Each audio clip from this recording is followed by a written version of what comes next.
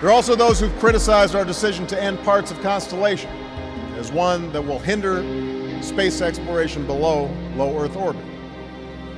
But it's precisely by investing in groundbreaking research and innovative companies that we will have the potential to rapidly transform our capabilities, even as we build on the important work already completed through projects like Orion for future missions.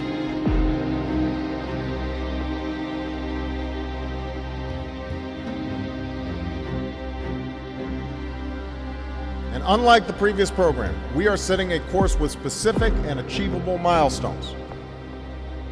Early in the next decade, a set of crewed flights will test and prove the systems required for exploration beyond low Earth orbit.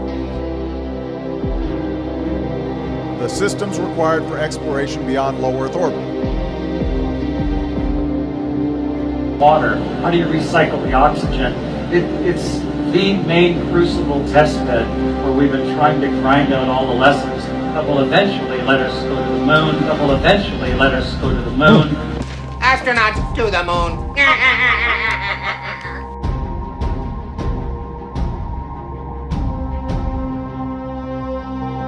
Well, that's a great question. The plan that NASA has is to build a rocket called SLS, which is a heavy lift rocket. It's something that is much bigger than what we have today, and it will be able to launch the Orion capsule with humans on board, as well as landers or other components to destinations beyond Earth orbit. Right now, we only can fly in Earth orbit. That's the farthest that we can go. And this new system that we're building is going to allow us to go beyond and hopefully take humans into the solar system to explore. So the moon, Mars, asteroids, there's a lot of destinations that we could go to. And we're building these building block components in order to allow us to do that eventually. The technologies that we're testing out on Space Station are definitely helping us with our goals of going beyond low Earth orbit. So we have a really robust exploration program at NASA.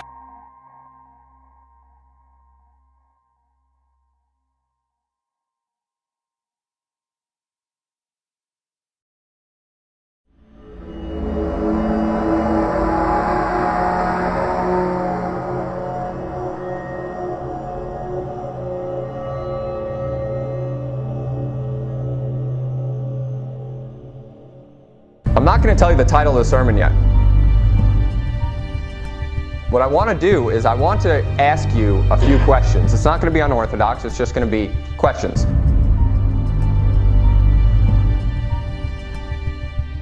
Raise your hand if you agree with what I'm about to say. Do you agree that the government or science lied to us about evolution? Raise your hand. Do you believe and agree that the government or science lied to us about the Big Bang?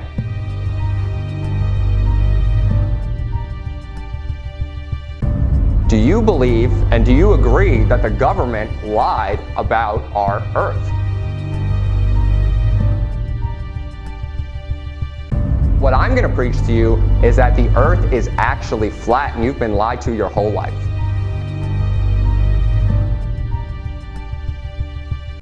So let me ask you a few questions. Those of you, I'm not going to put anything against you. I'm not going to make you feel bad. Raise your hand if you believe that the Earth is a sphere. It's okay. Let me ask you something. Do you know anything why you believe that? Let me ask you 4 questions that you should know if you honestly believe this. 1. What is the angle of the axis of our rotation of the Earth?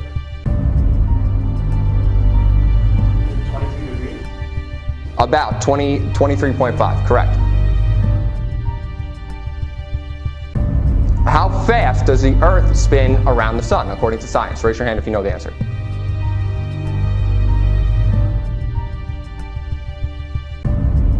What is the formula for the curvature of the Earth if you believe that the Earth is a sphere?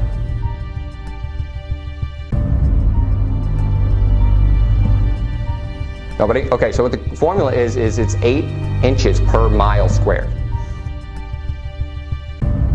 So one person, maybe 2, had the answer to all those to 2 of those questions.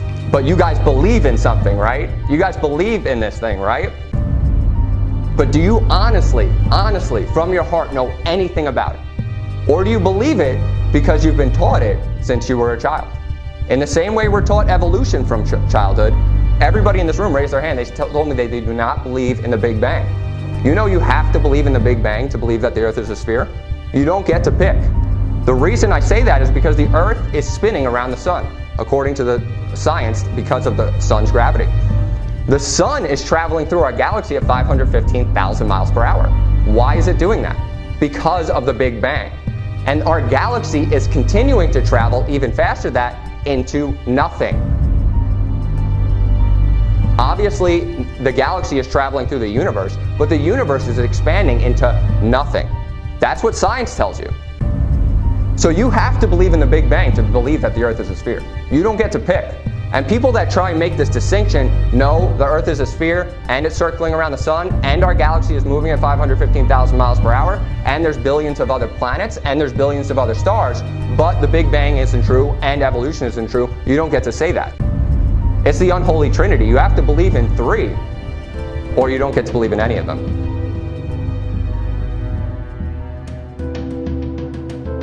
In Proverbs 18 and verse 13, it says, "He that answereth a matter before he heareth it, it is folly and shame unto him." So if you already made up your mind about what I just told you before I told you any scripture, that's a shameful thing to do. I want you to keep an open mind, keep your eyes open, read what I'm telling you. You're going to go to each verse with me. In Hosea chapter 4, verse 6, it says, "My people are destroyed for lack of knowledge, because thou hast rejected knowledge. I will also reject thee, that thou shalt be no priest to me. Seeing thou hast forgotten the law of God, I will forget thy children." So the Lord has shown me this to be true. And science proves this without a doubt, and I'll show you that as we go through. So the Earth is a circle, but I'm going to explain everything to you from the Bible first. So what you're seeing on top, you see that circular dome looking thing? That is what's called the firmament. That is what the Bible calls the firmament. So you're in Genesis chapter 1. It says, "God said, let there be a firmament in the midst of the waters, and let it divide the waters from the water." So this is creation. What happened is there was water, and God put a firmament between it. You see that dome? I'm going to explain to you what that is through scripture. That is the firmament. And everything is within the firmament, not out in the universe. Let me prove that to you. And it said in verse 7, "And God made the firmament and divide the waters which were under the firmament from the waters which were above the firmament." So you see that there's waters which we have under the firmament, sea, land, that's under the firmament. Then there's waters also above. Keep that in mind. Above this firmament. What does firmament mean? Well, firmament, the first word firma, actually just means solid, and ment is just the end of a noun. So it just means solid thing. If you look in Ezekiel chapter 10, in verse 1, it says, "Then I looked, and behold, in the firmament that was above the head of the cherubims, there appeared over them, as it were, a sapphire stone, as the appearance of the likeness of a throne." So above the cherubims is God's throne. And there's a firmament above them. And it says, as it were, a sapphire stone, the appearance and the likeness of a throne. I believe that to be describing the throne itself, not the firmament.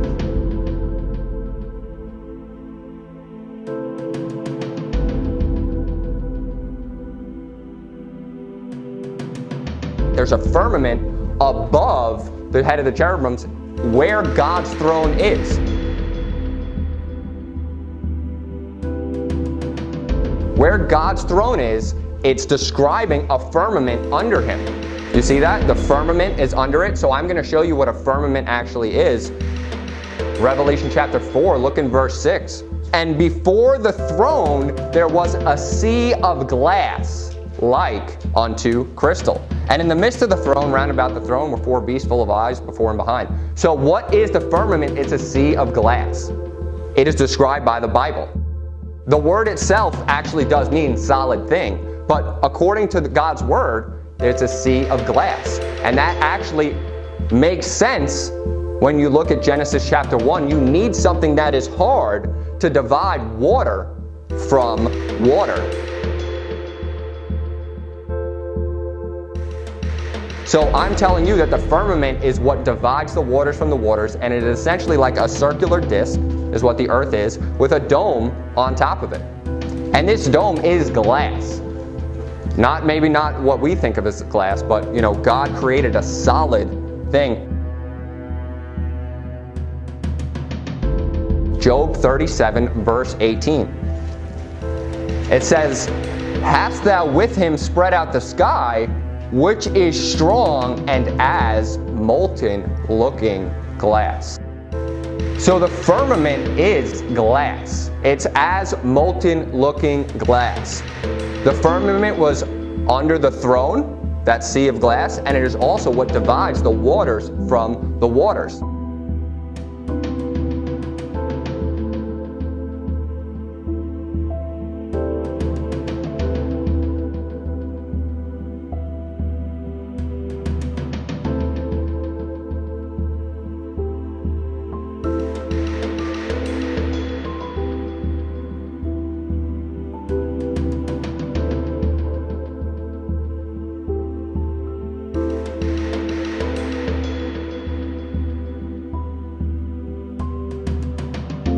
Okay, so what you're seeing here is a printout from Wikipedia. And remind you, I'm describing the firmament.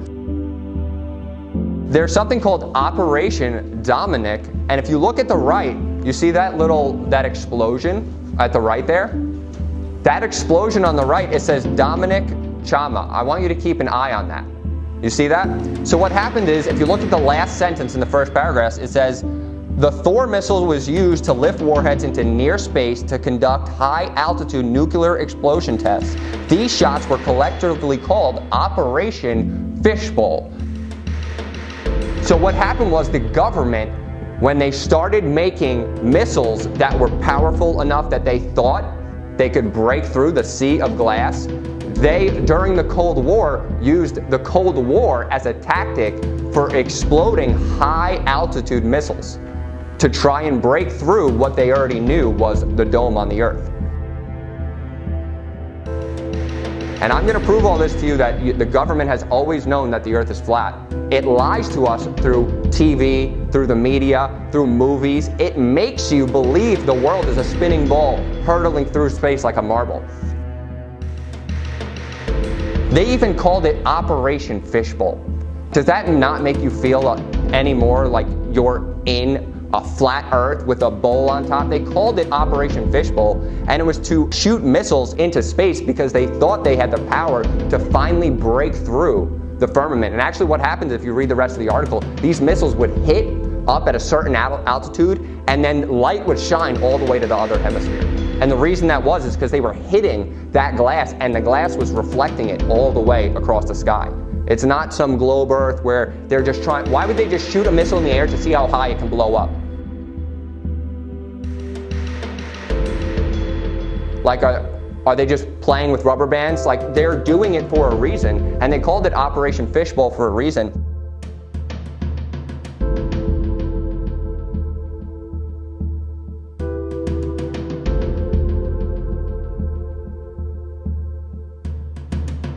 And also their original name was Dominic Charma, and if you see on your packet, I describe what Dominic Charma actually means. Dominic is from the late Roman Italic name Dominicus, and it means belonging to God. And then that word Chama is a fixed, massive, irregular, inequivalent shell. So they originally called it the shell belonging to God, but then they just termed it Operation Fishbowl.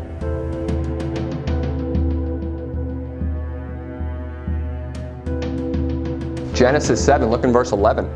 It says, "In the 600th year of Noah's life, in the 2nd month, the 17th day of the month, the same day were all the fountains of the great deep broken up, and the windows of heaven were opened." So, some people will just look at this figuratively. But when you realize that the earth is flat, you start to see the Bible a lot more literally.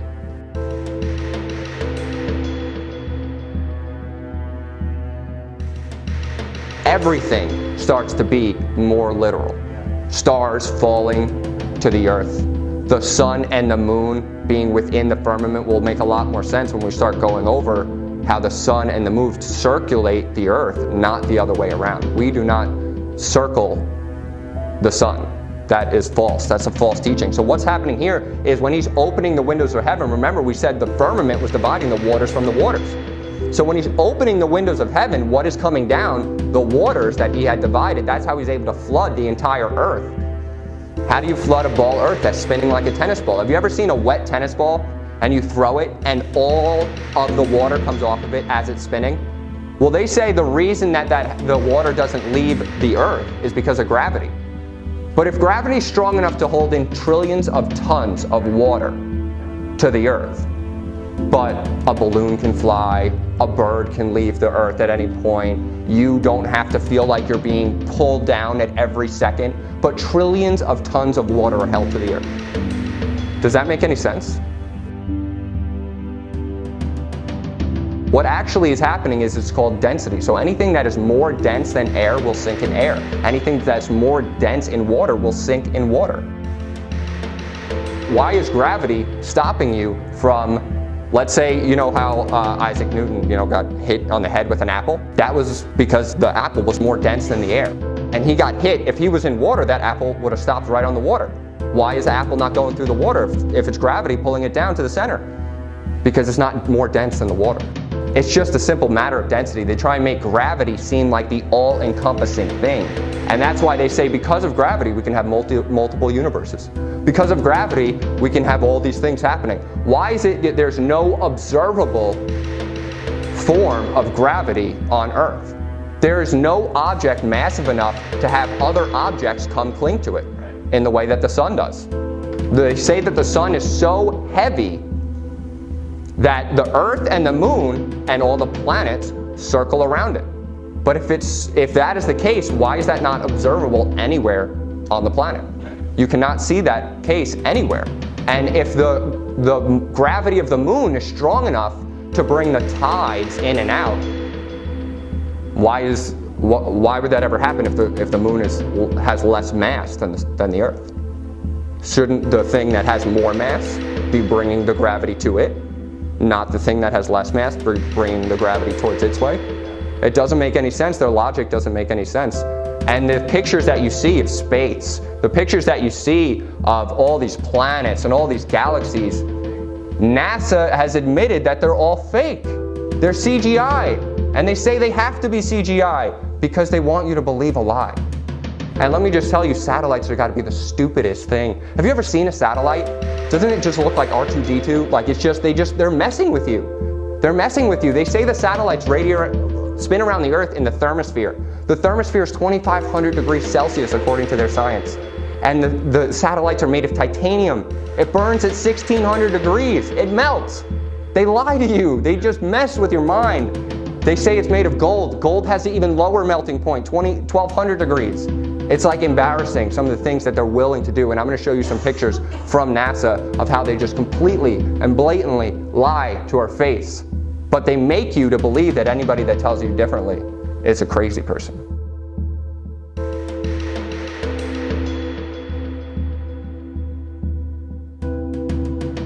These are actual depictions from NASA of what the Earth has looked like over the years.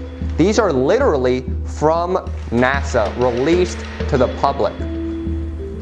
Look in 1975. See that big massive thing of clouds, but then you can see a little bit of continent under it? Look at 1997. You see the size all the way to the right. You see the size of that continent? 1997, the size. But then look at 2012. Right here, right in the third row over in the bottom. Look how big that continent got. The Earth's the same size, but that continent grew a lot, didn't it? It grew a lot over the course of the years, right? But then look at 2002, a completely new size. You have right here. This is where the United States would be. And then 2015, you can't even really see a continent. And then 2007, you're almost able to see every continent in the one picture. So their pictures are changing from year to year. They're never the same, they never look the same, they never match along the Earth doesn't look the same. Look at the colors don't match, the sizes never match. The Earth is always the same size, but everything in it is just a mess. Because God's allowing them to just mess up, do strong delusion. Everybody just believes it. They flat out just believe it. Last week, scientists at NASA released this. The shot is compiled from data from NASA's VEERS instrument, which orbits the Earth about every 100 minutes, taking measurements of light coming off the planet. That can be translated into ribbons of imagery like this, and then into one of these. And this is just the latest in NASA's Earth from Space album, which may be one of the most mind-expanding collections of images in human history. Then in 2002, Blue Marble 2.0, NASA's Rob Simon made this. Simon's job is... It's primarily taking data and making pictures out of it. That's what this is, a composite of data sets from several different instruments translated into a picture. So we actually had to take clouds out. They stashed the clouds for later, went onto the ocean. That came from an instrument that measures phytoplankton in the sea. Where it was low, I colored it dark blue because they're low mostly in mid-oceans. And then where it was a little bit higher, it was like a little bit brighter green. Then add the clouds back in. There's a small problem with it because there's a very slight gap in between each orbit. So some of those are painted on. It is photoshopped, but it's has to be. Then there was another layer to sort of simulate the atmosphere. And then there's this little bright spot. It's called the specular highlight. So it's the reflection of sunlight off of water. Those are the pieces, but you can't just slap them all together. It just didn't look realistic. It looks kind of flat, or the clouds are sort of too see-through. So I just hit Command-Z a lot. There's artistry to creating the world. What I imagine it to be. Unfortunately, I'm not an astronaut. I've never been to space. But I've looked at these images over and over again, trying to sort of get the essence of it. It is photoshopped, but it's has to be. It is photoshopped, but it's has to be. It is photoshopped, but it's has to be. It is photoshopped, but it's has to be.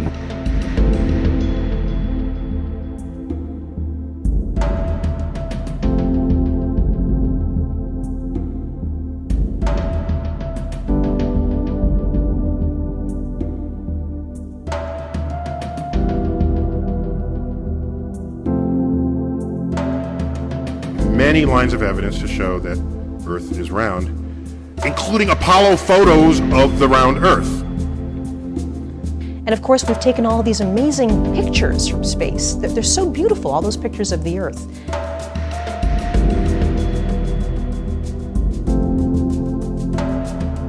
There are so many proofs that the Earth is round, it's difficult to know where to start. And it's not okay to think that the Earth is flat. This is not a viable argument. I have friends who have been on the International Space Station. They have orbited the Earth once every 90 minutes. You know, I have had personal experience with people that have been up in space and can see with their own eyes that the Earth is round. And of course, we've taken all these amazing pictures from space. They're so beautiful, all those pictures of the Earth.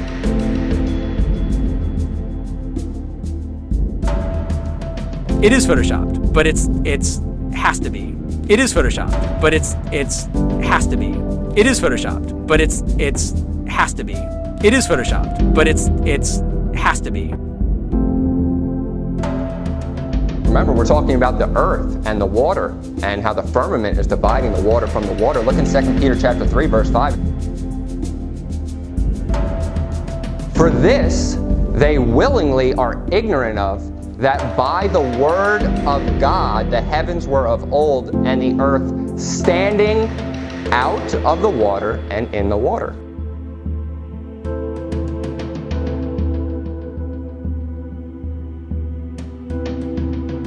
So what's that word there to use there to describe the earth? Standing. The earth is standing out of the water and in the water. That's describing the division of the waters from the firmament, but there's a reason he says the word standing. Because it's not rotating, because it's not spinning, because it's not hurtling through space like a marble.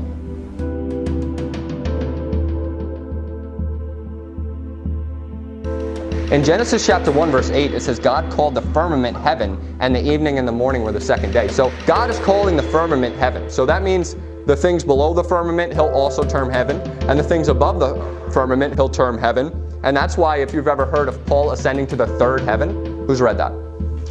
Ascending to the third heaven, there are three heavens if you think about it in the flat earth model.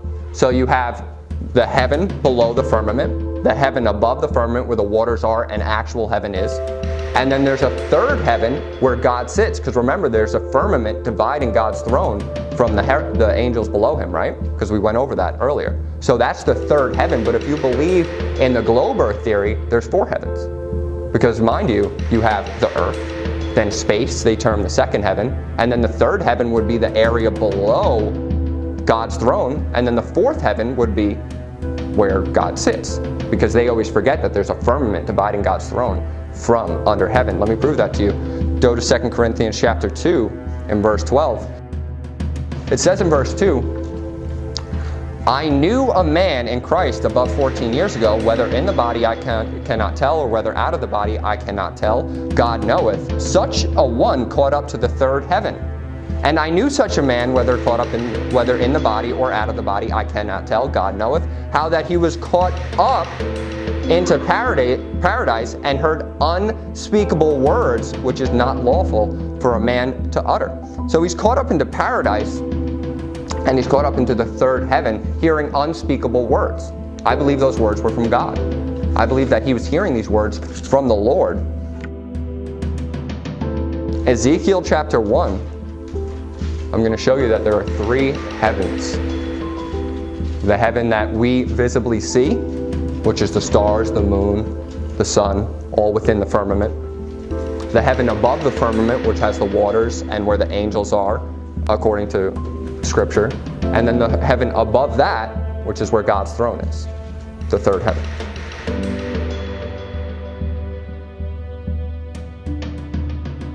So in Ezekiel chapter 1 and verse 22, it says, the likeness of the firmament upon the heads of the living creature was the color of the terrible crystal.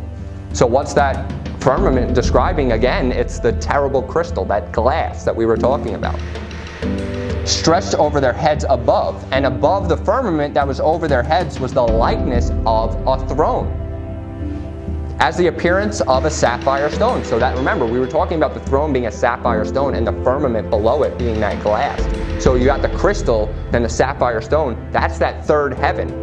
Because mind you, the only other place the second heaven could be would be between the two firmaments. Because you have the earth's firmament, then the firmament dividing God's throne. That makes 1, 2, 3 heavens, where Paul is hearing the unspeakable things.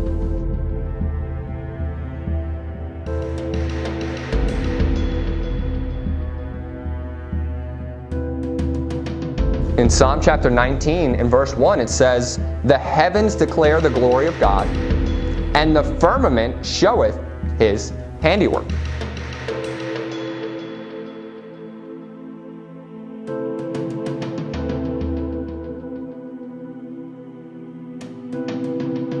So handiwork is only used one time in the Bible, and it describes something that you would use your hands to create, like a sea of molten glass. If the heavens are declaring the glory of God because the sun and the moon and the stars have their own glory, the light, but the firmament is showing his handiwork, that's him creating something over the heavens, the firmament. That's what that is. Turn to Revelation chapter 6. And they never show any stars in the background. I want you to always keep that in mind. There's never any stars behind the earth. There's never any stars behind the moon, because they always forget to put them in there. But they say there's infinite amount of stars in the universe. And if there was an infinite amount of stars in the universe, you would only see light when you looked up. You would only see light when you looked up. No matter how long it takes the light to get here, the light's already here. They're saying our universe is, remind you, you have to believe in the Big Bang Theory to believe this is true, because the light is coming from millions of light years in the past. So when you're seeing this light, according to them, it was millions of years ago that you saw that. Well, that is coming now. That sun could be exploded by now. That sun could be gone. But you're seeing the light coming from it. And they say there's an infinite, I'll go over the exact numbers, but they say there's almost an infinite amount of stars in the universe. And if that was true, you would see nothing but light everywhere. There would be no spot, there would be no light. But there's only, and when you look, it's funny, if you do like a time lapse of the stars, you always see the same exact stars. But if you're traveling through space at 515,000 miles an hour, around the sun at 1,000 miles an hour, why are you seeing the same stars every single year at the same exact time? It doesn't make any sense. It's foolish.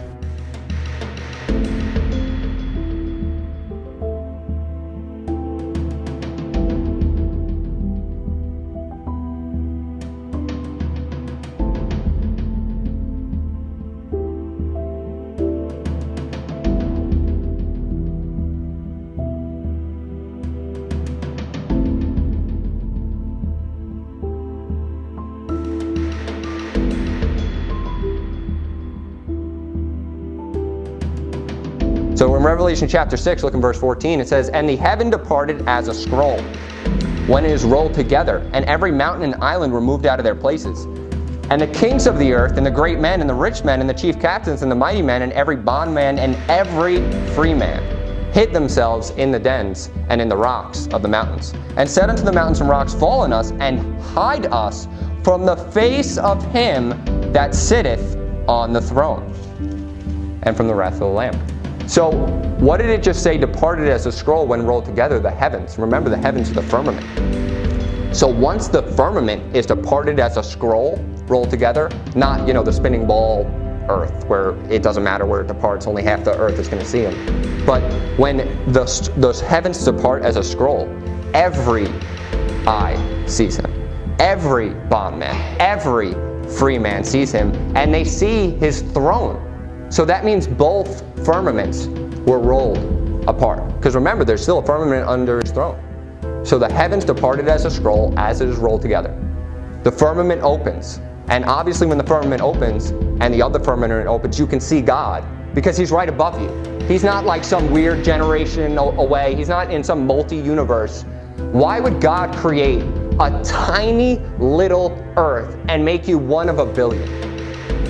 Everything he does has purpose. The sun has a purpose. The moon has a purpose. Stars have purposes. Why would he make millions of galaxies and make you nothing? The earth is the smallest. It doesn't make any sense. It's stupid. They want you to believe a lie so that you don't believe in God. Do you know how many more people would believe in God if you knew you lived on a flat earth and that you knew God was right above you? Literally right above you. There's a firmament on top of the earth. Above that are the waters that divided, and then above that is God's throne. God's right there. That's why when we get to the circle of the earth and he's looking down upon us like grasshoppers, is because he literally is. And he's right there. And he can take a lot more account of us if he's right above us.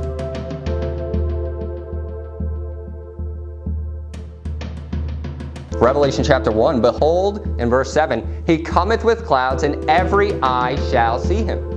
Every eye.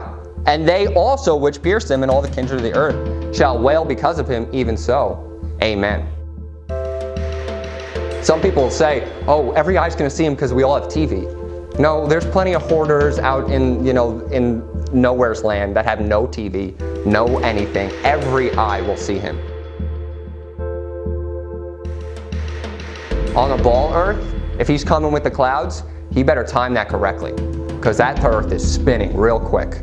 And only a quarter of the earth is really going to see him. Honestly, if it's a ball earth and you're spinning, not every eye is going to see him. But every eye will see him when the heavens depart and he comes straight down.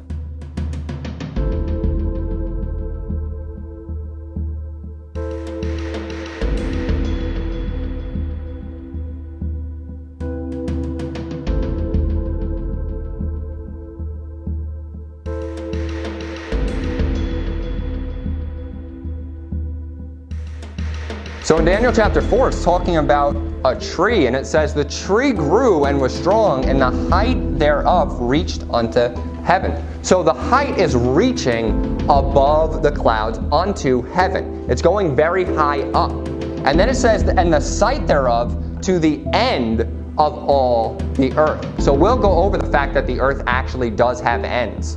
and then it's not a ball, it is actually all held in together. But it's showing there that if something is tall enough or high enough, you can see it from every end of the earth. If there's a tree large enough, obviously the base would have to be very, very wide to make it all the way to heaven. And God's word is saying the sight thereof, and the sight thereof to the end of the earth. Every eye can see it. In the same way that every eye will be able to see the glory of Jesus when he comes down. It's going to be literal. Everything in the Bible, assume it's literal unless it's, it has to be metaphorical.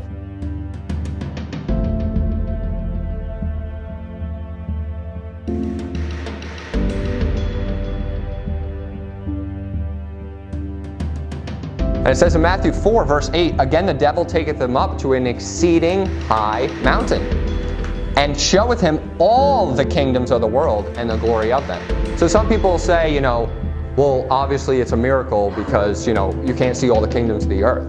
But why would it say an exceeding high mountain? And why would it say showing him all the kingdoms of the earth? Because the mountain has to be extremely high if you can see across a flat earth all the kingdoms of the earth and the glory of them. So you have, even on a very, very clear day, on a very, very high mountain, you could see a lot of land.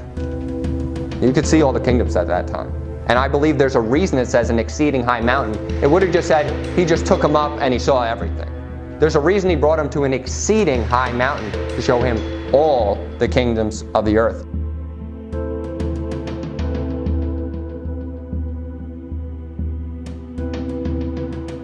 So you're in Genesis chapter 11, look in verse 1. And the whole earth was of one language and of one speech. And it came to pass, as they journeyed from the east, that they found a plain in the land of Shinar, and they dwelt there.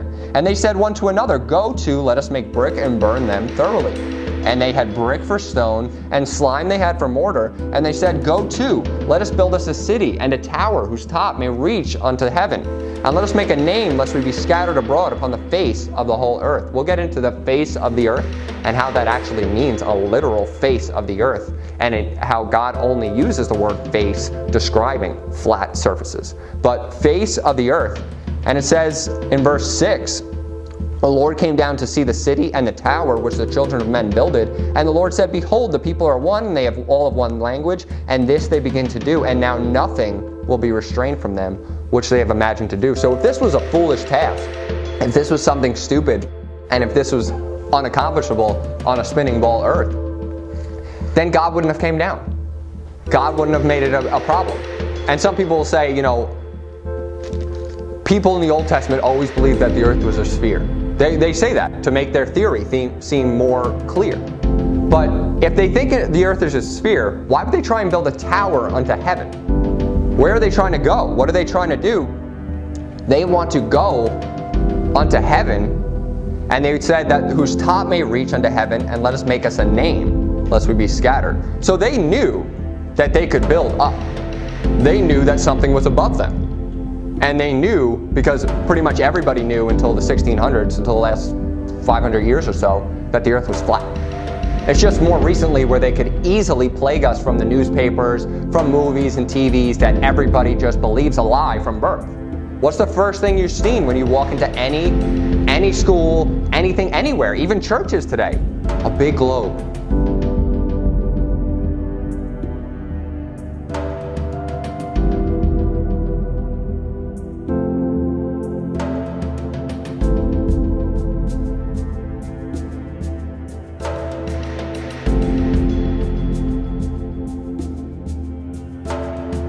The sun, moon, and stars are within the firmament. We are not spinning around them. We are not, just hurtling through space and they're everywhere. No, they're all within the firmament. Look in verse 9, it said, God said, let the waters under the heaven be gathered together into one place. Remind you, there was waters below the heaven and above the heaven. Be gathered into one place and let the dry land appear, and it was so.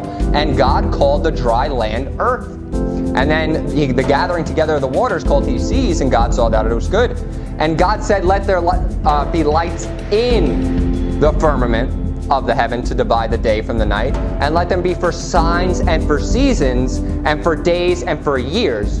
So when Earth is spinning continually and you're seeing the same exact stars, and I don't know how that's possible in their theory. The reason that God created stars and the sun and the moon was for signs and for seasons, and the sun was given to give heat on the earth, and the moon was given for a light by night. Look in verse 15, he said, let them be for lights in the firmament of the heaven to give light upon the earth, and it was so. And God made 2 great lights. So the moon is a great light. Who's heard that the landing on the moon was faked? Has anybody heard that? Most people actually believe that, but they still believe in the sphere Earth. The reason the moon landing was faked is because you can't land on a light. It's not possible.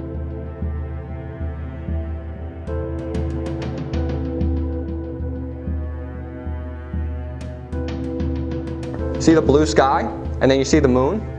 If the moon had a shade on it, that would be black. You wouldn't be able to see blue sky behind it. That's a fake when they show you the moon in space. This is what the moon really looks like. It's a light. It's not something you can land on. That's why you can see through it. Because it's a light, and God has given it to have different seasons, for different seasons. So, when he calls it a new moon, he means the light is fully shining. But when it's lesser moons, it's not shining as much. That's why you can see blue sky behind the moon, because it's in the firmament. It's in the sky. It's within our own enclosed system. If this was the shade of the sun, this would have to be black, because that's what a shadow is. Black.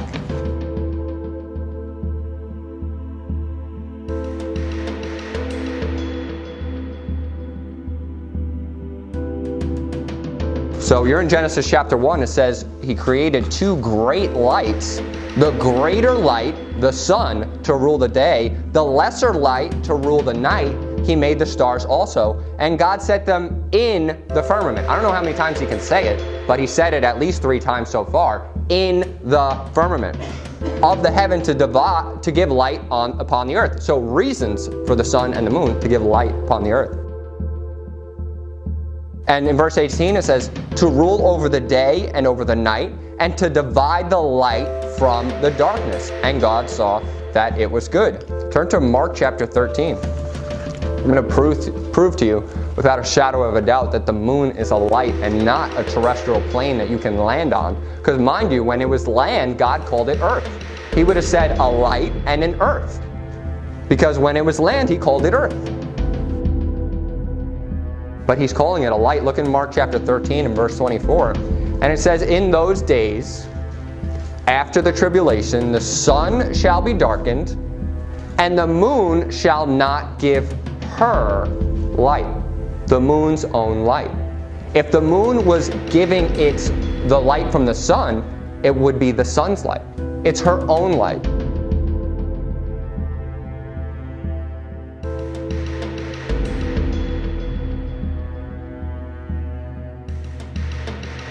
This is a literal picture from NASA that they released to the public. And in their fake CGI imaging right here, you can see that they're taking this picture from behind their false moon and their false world. And the sun is shining on the earth, but it forgot to shine on the moon. It forgot right here. There's no sun here. There's no light here. This was released to the public. There would be light here if the sun was behind it. This should be illuminated. It's darkened because it's fake. And the moon's a light. Revelation 21:23 reads, and the city had no need of the sun, neither of the moon to shine in it.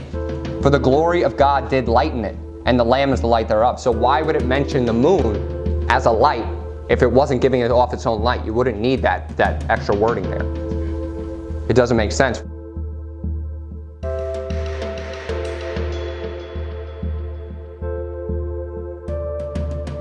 First Corinthians 15 verse 41, it says, there is one glory of the sun. It's talking about the light shining from it. It's talking about the light given off of it. And that's why it describes the glory of God. It's talking about light. There's one glory of the sun and another glory of the moon. Moon, own light. own light, another glory. Not the same glory. And then it says also, and another glory of the stars. So the stars also have their own light. For one star different from another star in glory. So different brightnesses, different lights.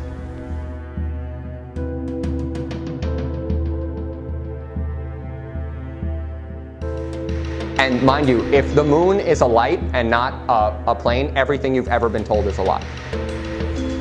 Everything you've ever been told is a lie, because the moon can't have gravity if it's a lesser light. And actually the moon and the sun are the same size.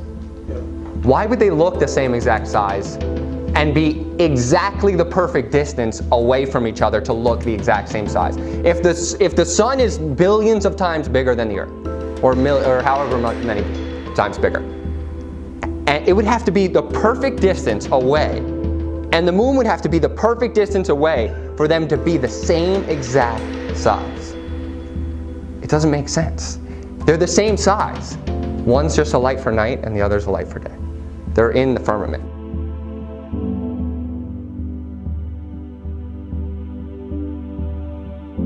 Turn to Ezekiel chapter 32, verse 7.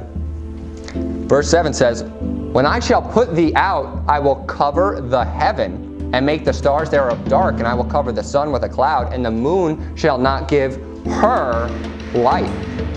All the bright lights of heaven will I make dark over thee, and I shall set darkness upon the land." So the reason he says it will be dark is because the moon will not give her light. The moon is a light. I'm just going to beat this right into the ground. Jeremiah 31, verse 35. I actually had to cut out about 40 more verses of this just because it was too repetitive, but I really need to show you this. Jeremiah 31, verse 35 reads, "Thus saith the Lord, which giveth the sun for a light by day, and the ordinances," keep in mind, ordinances is like a setting of something, you set ordinances. So the ordinance of the sun and the moon would be the rotation thereof. And it says the ordinances of the moon and of the stars for a light by night. So the moon is a light, and the stars are a light for night, which divideth the sea when the waves thereof roar. The Lord of hosts is his name.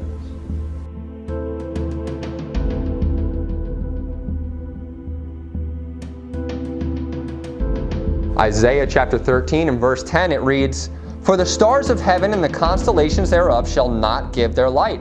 The sun shall be darkened in his going forth, and the moon shall not cause her light to shine." The moon's light, her light. The moon gives off its own light, and it is not a plane you can land on. That's why the moon landing was a fake. And that's why the guy looked like a nut job when he was trying to explain how he landed on the moon, because you can't land on a light. It's just not possible. It doesn't make sense. We were never able to see stars from the lunar surface or on the daylight side of the moon by eye without looking through the optics. I don't recall during the period of time that we were photographing the Sona Curlew what stars we could see. I don't remember seeing any.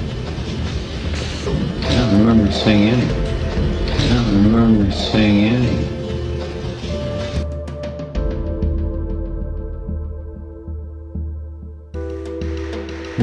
Whilst from in Mark space, Cameron. This is from Mark Cameron. Whilst in space, have you ever looked away from Earth into the black void?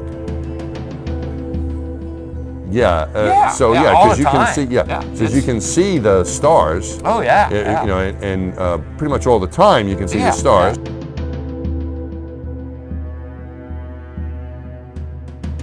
We were never able to see stars from the lunar surface or on the daylight side of the moon. The sky is a deep black when viewed from the moon, as it is when viewed from cislunar space, the space between the Earth and the moon. And we could not see stars. It's not a black void. I mean, it's black, but there's all kinds of little polka dots. There's all the stars there, and the cool thing is about it, you can see it during the day. And when you're in space and you're looking into deep space and you're on the sun side of the orbit, the sunlight washes out all the starlight, so you can't see any stars, just like here on Earth. There's all the stars there, and the cool thing is about it, you can see it during the day. Yeah, you can, and there's more than stars. You can see planets. You can right? see moons. You see the gas Magellan clouds of the Milky you Way see galaxy. the Magellanic. The sunlight washes out all the starlight, so you can't see any stars, just like here on Earth. Pretty much all the time you can see the stars. Then when you look out into deep space away from the sun, it's the darkest black you can imagine. Just the inherent beauty of it, the velvet, bottomless bucket of the universe. In like just hanging there in a vast sea of darkness, and the most frightening darkness that you could ever imagine. Pretty much all the time you can see the stars. From In Mark space. Cameron. This is from Mark Cameron. Whilst in space, have you ever looked away from Earth into the black void? And the most frightening darkness that you could ever imagine. Pretty much all the time you can see the stars. Sky, of course, was black, but it had sort of a velvet sheen to it. The biggest visual surprise was just how black the sky was. You have a brilliant sun, brighter than any sun you normally would see, even here in New Mexico. You have these extraordinarily high mountains. We were in a valley deeper than the Grand Canyon. But then you have this black sky, a sky blacker than black, as the old Vidicon expression used to be. There's all the stars there, and the cool thing is about it, you can see it during the day. I've often tried to explain the difference between darkness, when you turn out the lights and it's dark in here, or blackness. Blackness is the endlessness of it all. It's hard to comprehend.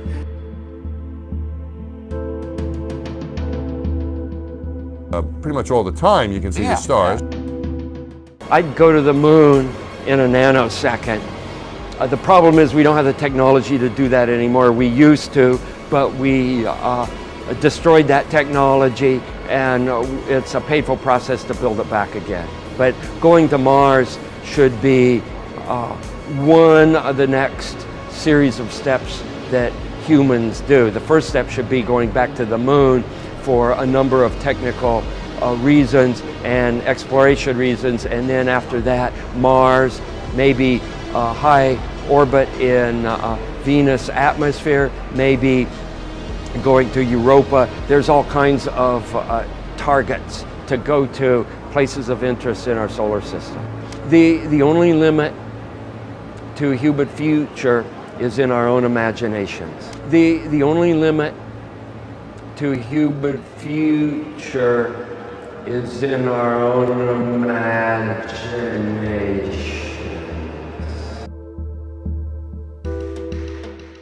The Vector, NASA's official logo. If you've ever looked at NASA's official logo, both their official insignia and their official seal, you'll see that the most prominent object in the seal is a red swooshing object. They call that the chevron or the vector.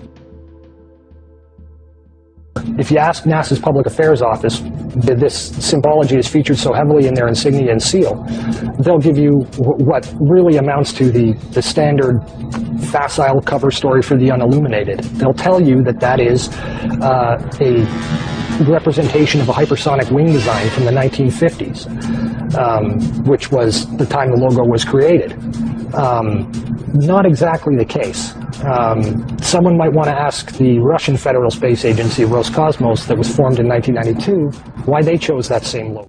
And while you're at it, you can go ask the Chinese, who formed their space agency in 1996, why in the world they're using a hypersonic wing design from the 1950s as their official logo. Then you can ask the Japanese, the South Koreans, Taiwanese, Malaysia, Mexico, Iran, all of these countries, even Bulgaria. They all utilize the vector symbology in their space agency logos for their national space agencies. It gets even deeper. You can go look at the individual manned program patches for NASA. The Mercury program, for example, a blatant use of covert symbology. In every logo dealing with the Mercury program, you'll see what looks like a number 7 in their logo. And again, NASA's official story is that they put this number 7 there so that they could pay homage to the original 7 Mercury astronauts. Kind of forgetting the fact that only 6 Mercury astronauts actually flew into space, because number 7 never did. Deke Slayton had a heart problem, so he didn't get to go up. So there were only 6 Mercury astronauts. Yet there's a 7 in every single logo. That's in the official mission or official program insignia for Mercury, as well as the 6 individual mission patches carry this logo. And it carries on to the Space Shuttle program. If you look at the Apollo logo has a big letter A in it. At least that's what they want you to believe, but it's not. Again, that's just a simple way of explaining away the inclusion of this vector symbology in the logo.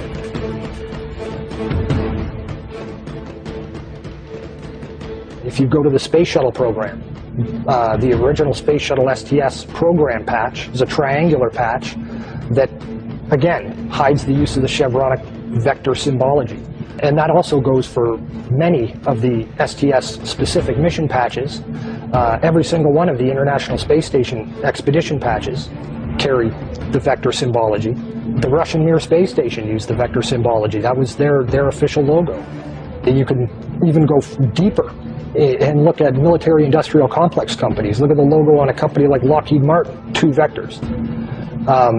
The X-Prize logo, Ames Research Labs, U.S. Space Command. When you get into the military realm, the United States Space Command, their official logo is the vector symbol. And when you look at the military's individual space-specific programs, all of them deal with vector symbology in their official insignias. And the question really becomes, who or what are these people paying homage to? And the truth, quite frankly, is out of this world.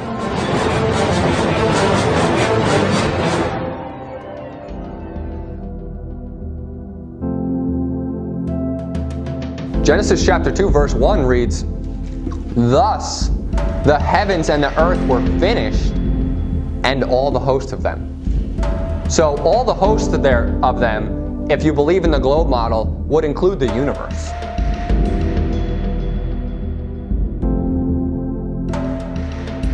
So it's done, right?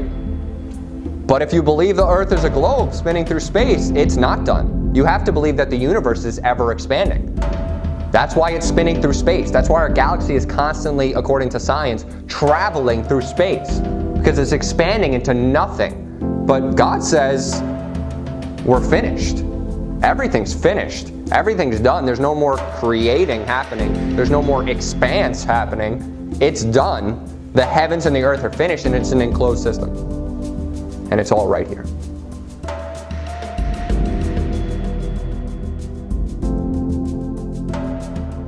One thing I really want your generation to embrace is that the Earth is a closed system. We cannot leave the Earth. There's no place to go. One thing I really want your generation to embrace is that the Earth is a closed system. We cannot leave the Earth.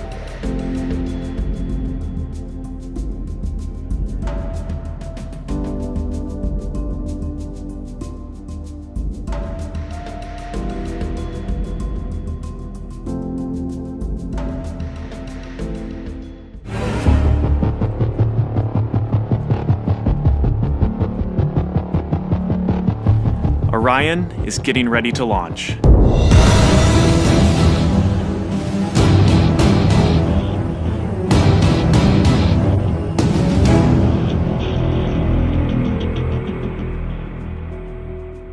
My name is Kelly Smith, and I work on navigation and guidance for Orion. Orion is NASA's next-generation spacecraft. Built with versatility in mind, it can take astronauts deeper into space than we've ever gone before. It can take astronauts deeper into space than we've ever gone before. It can take astronauts deeper into space than we've ever gone before. For these missions, Orion has to be one tough spacecraft, withstanding high speeds, searing temperatures, and extreme radiation. We are headed 3,600 miles above Earth, 15 times higher from the planet than the International Space Station. As we get further away from Earth, we'll pass through the Van Allen belts, an area of dangerous radiation. Naturally, we have to pass through this danger zone twice, once up and once back. But Orion has protection. Shielding will be put to the test as the vehicle cuts through the waves of radiation. Sensors aboard will record radiation levels for scientists to study. We must solve these challenges before we send people through this region of space. We must solve these challenges before we send people through this region of space. We must solve these challenges before we send people through this region of space. Any ill effects from the Van Allen radiation belts? No. Now, I'm not sure we went far enough out to encounter the Van Allen radiation belt. Maybe we did. I don't know the distance to the Van Allen radiation belt. We are headed 3,600 miles above Earth, 15 times higher from the planet than the International Space Station. Any ill effects from the Van Allen radiation belts? No. Now, I'm not sure we went far enough out to encounter the Van Allen radiation belt. Maybe we did. I don't know the distance to the Van Allen radiation belt, and if we did, it wasn't a problem. We must solve these challenges before we send people through this region of space. If we were going to encounter it, then we would have had to build the spacecraft and the spacesuit to not give humans a problem. We must solve these challenges before we send people through this region of space. You don't just build something and hope it works. You study to see what the threats are, the environment is, and then you say, how thick do I have to make the metal on the spacecraft so that going through this kind of radiation or these kind of meteoroids, it won't get hurt. And then we build it that way. The belts are 1,000 miles to 25,000 miles above the Earth. Then we went right out through them. No effects on your cells? Didn't even know it. I don't think anybody, well, maybe somebody said you went through the radiation belt, but we didn't feel it inside. As we get further away from Earth, we'll pass through the Van Allen belts, an area of dangerous radiation. And we didn't get any, added radiation. The belts are 1,000 miles to 25,000 miles above the Earth. Then we went right out through them. We must solve these challenges before we send people through this region of space. Then we went right out through them. No effects on your cells? Didn't even know it. An area of dangerous radiation. But I don't think anybody, well, maybe somebody said you went through the radiation belt, but we didn't feel it inside. Shielding will be put to the test as the vehicle cuts through the waves of radiation. Well, maybe somebody said you went through the radiation belt, but we didn't feel it inside. Shielding will be put to the test as the vehicle cuts through the waves of radiation. And we didn't get any, added radiation. No effects on your cells? Didn't even know it. I don't think anybody, well, maybe somebody said you went through the radiation belt, but we didn't feel it inside. An area of dangerous radiation. And we didn't get any, added radiation.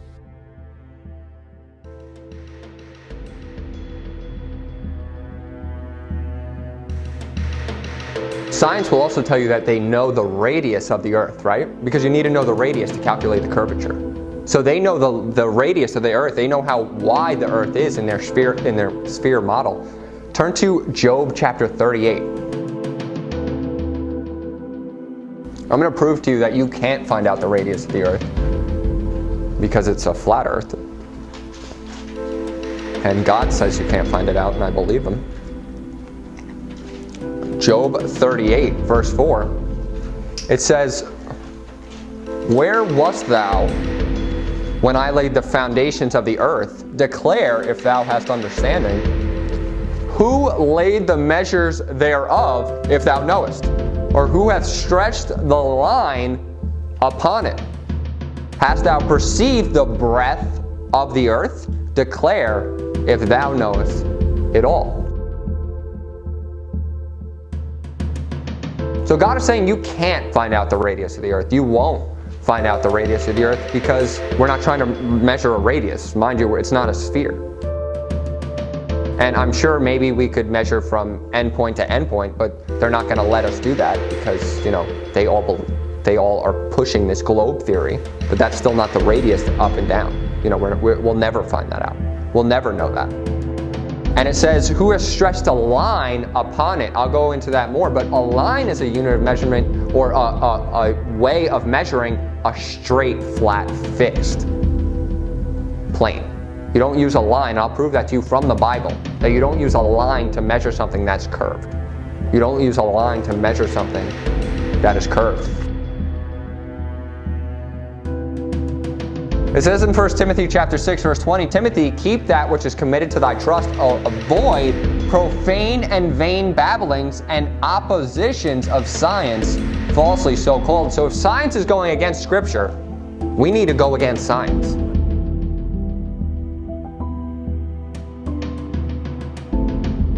But actually the real science proves the earth is flat. Real science proves that the earth is flat. And I mean, I know for sure, I started realizing this when I used to live at home in Mattituck. So I used to live in a place called Mattituck, which is at the tip of Long Island. And if you looked across on a clear day, I could see the shore of Connecticut. And the shore of Connecticut is about 17 miles away. And I started to question, you know, because I was a physics major when I went to college for my first year. And I started to question the curvature. And I know I heard, you know, oh, from the media, it's just a mirage. But too bad mirages are upside down. And they're supposed to be inverted. So you can't say that something's a mirage from the curvature. Found this photo, Randmere State Park. This is from Joshua Nowicki. And what you're seeing here is a mirage. We typically would not be able to see this from the Lake Michigan shore. We talked about this last night. Conditions are right on the lake that we're actually seeing a mirage of the Chicago skyline. The too bad mirages are upside down and they're supposed to be inverted.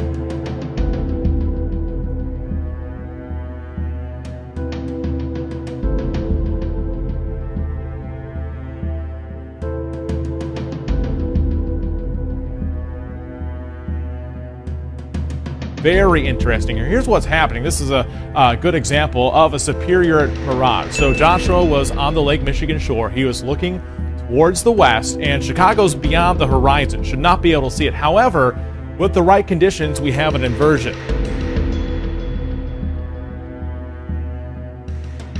Chicago's beyond the horizon. Should not be able to see it. With the right conditions, we have an inversion. We typically would not be able to see this from the Lake Michigan shore.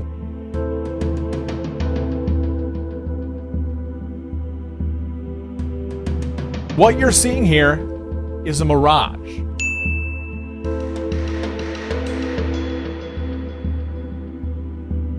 We typically would not be able to see this from the Lake Michigan shore. So I started to question it. And I did the math. I found out, I said, you know, 17 miles away, mind you, the Earth is supposed to curve 8 inches per mile squared. So 17 miles squared times 8 inches divided by 12, it's about 192 feet of curvature you're supposed to see. So I shouldn't be able to see the shore, let alone any buildings in Connecticut, but it was clear as day. Even with and then just get binoculars, then it's even more clear. It's easy that you're just looking at a flat surface. Who saw that picture of Chicago, I think it was, on the news, where they showed Chicago from almost 40 miles away, and the news was trying to explain it like, oh, you're seeing a mirage. Mirages are inverted. Chicago would have been upside down. You were actually seeing, they were proving that the Earth is flat, because 40 miles away is a very, very long distance, and the Earth should have curved, I didn't do the math for this one, but at least 400 feet, maybe 600 feet. Probably more than that. I didn't even do the math yet. But it's just a big lie. It's always been a lie. And some people will say, well, what about sailboats? When you see a sailboat going, that sailboat, it drops, right? No, it doesn't. Get binoculars. You'll just see the bottom of it right there. But I'll just prove to you why that happens. So when you're looking at something, picture you're looking down a hallway. You ever see a hallway? You know that every single border is the same, right? It's equidistant this way and equidistant this way. What happens to your vision as it goes farther away? It looks like the top is coming down, right? It looks like the top is getting lower. But it's not getting lower, it's the same height. If you walked all the way over there, it would be the same height. But all the converging lines come to your field of vision. So when you see a sailboat or a boat going away from you, it looks like it's getting lower. It looks like the top is dipping down. But what's actually happening is that all your converging lines of your vision are coming together. And if you would just take a camera that can zoom or binoculars that could see farther, you could be able to see the bottom of that boat. There was no dip. There was no curvature. There was nothing. It's just the field of your vision. That's why when you look at a hallway, all four sides are coming together in the top of your vision. It's just the way your mind processes things. It has nothing to do with the fact that something's curving, because people online, you can just go look. People just zoom in, like they'll see a boat, you'll be like, oh, it's gone. And then they just use their camera and just zoom in a little bit, and it's like, oh, it's right there. It's still right there. Because it's so simple. It's just easy to prove that the earth is flat.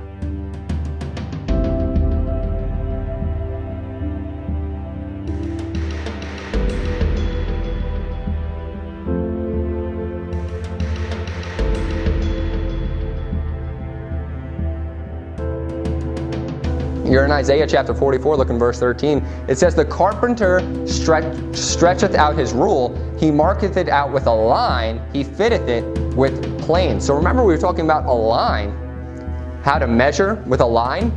Well, when you're stretching out your rule and you're fitting it with a plane is a flat surface. So when God was talking about measuring the earth with a line, he was measuring a flat surface. And what does he use to measure a curved surface? What would God call that? And it says, and he marketh it out with a compass, and he marketh out the figure of a man. So to mark with a compass, that's what God would use to measure curvature. But he's just measuring it with a line. That's why we went over that verse before. And in Joshua chapter 6, you don't have to turn there, it says, verse 3, and ye shall compass the city, all ye men of war. So when they were circling the city, he would describe the earth as compassed if it was round. But every time he describes measuring the earth, he describes it by stretching a line upon it, because it's flat.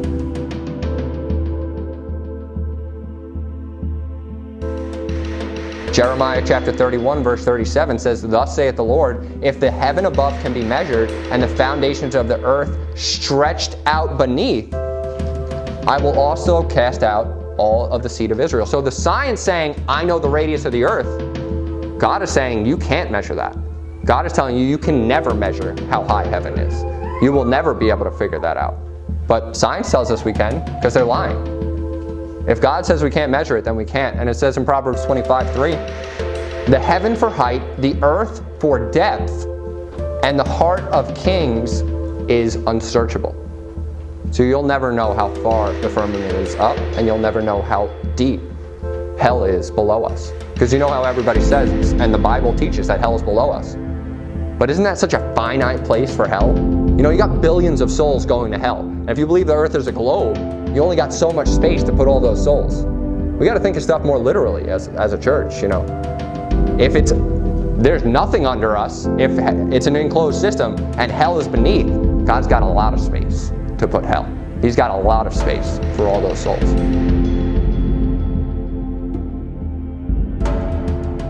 So in Ezekiel chapter 40 and verse 5, it says, and behold, a wall on the outside of the house round about, and in the man's hand a measuring reed of 6 cubits long, 6 cubits long, by the cubit and a handbreadth, so to measure the breadth of the building, 1 reed, and the height thereof. So the measuring reed is 6 cubits long. 1 reed is 6 cubits. I'm just going to use some science here real quick. 1 reed is 6 cubits.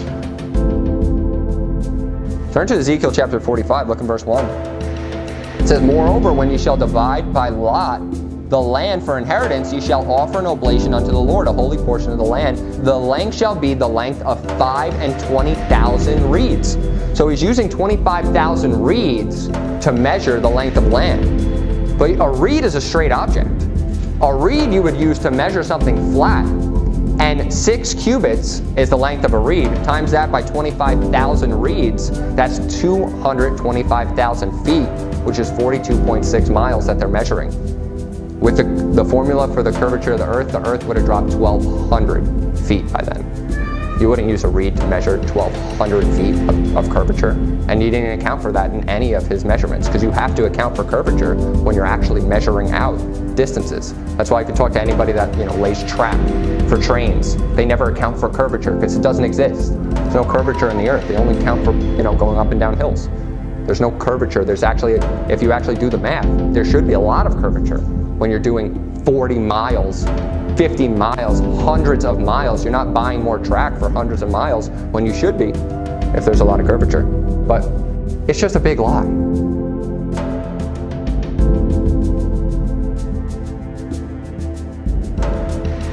want you to turn to Genesis chapter 1. Look in verse 9. It says, God said, let the waters under the heaven be gathered together unto one place, and let the dry land appear. And it was so. So this is earth being created.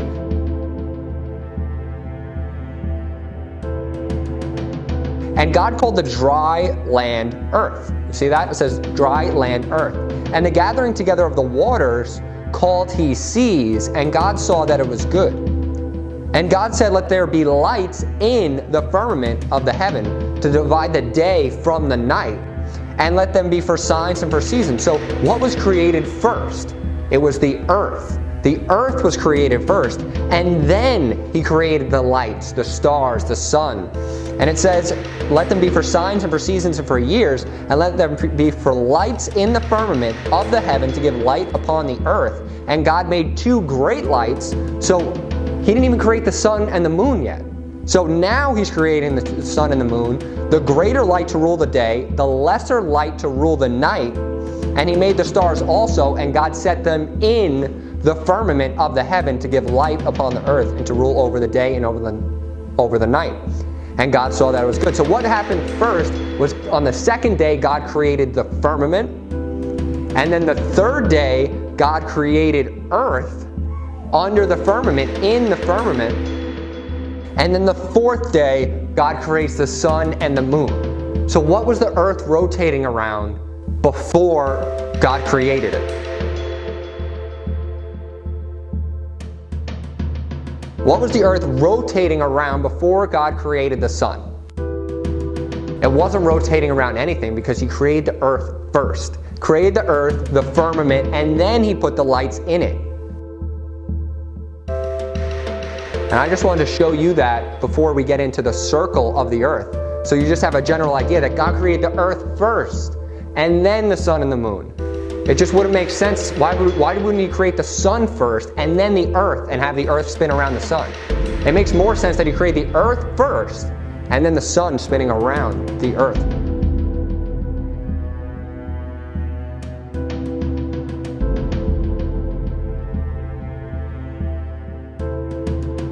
So let's get into the circle of the earth. In Isaiah chapter 40 and verse 22, it goes over something very specific. And it says in verse 22, it is he that sitteth upon the circle of the earth, talking about God, and the inhabitants thereof are as grasshoppers, that stretcheth out the heavens as a curtain, and spreadeth them out as a tent to dwell in. This is the flat earth model of the universe. Well, I don't like to call it a universe because it's an enclosed system. So the flat earth model of the world. This is the circle. If God is sitting upon the circle of the earth, he's sitting up here. Remember, we talked about God being above the firmament. He's sitting upon the circle of the earth and looking down, and the inhabitants thereof are as grasshoppers, looking down at the circle, us as grasshoppers. We're as grasshoppers to him. On the spinning ball earth, he's looking down and things are just spinning in front of his face. Things are just going everywhere, and things are more relative and literal in the Bible. He is literally looking down upon us. And it says, he that stretcheth out the heavens as a curtain, and spreadeth them out as a tent to dwell in. So when you think of a tent, what do you think of? Something that's on a flat surface that is casing over it. It is over the earth. This is a tent. The heavens are as a tent. And it says to dwell in. Because he's talking about stretching out the heavens and spreading them as a to dwell in. We are dwelling in that tent. That tent is this firmament, and everything is within this enclosed system. It is all within here, and we are sitting within. And a tent is something you would use on a flat surface. They use that terminology. God uses this terminology for a good reason. You wouldn't put a tent on a ball. You would wrap a blanket around a ball. But a tent is something that you set pillars and you establish it, and then everything else is within it.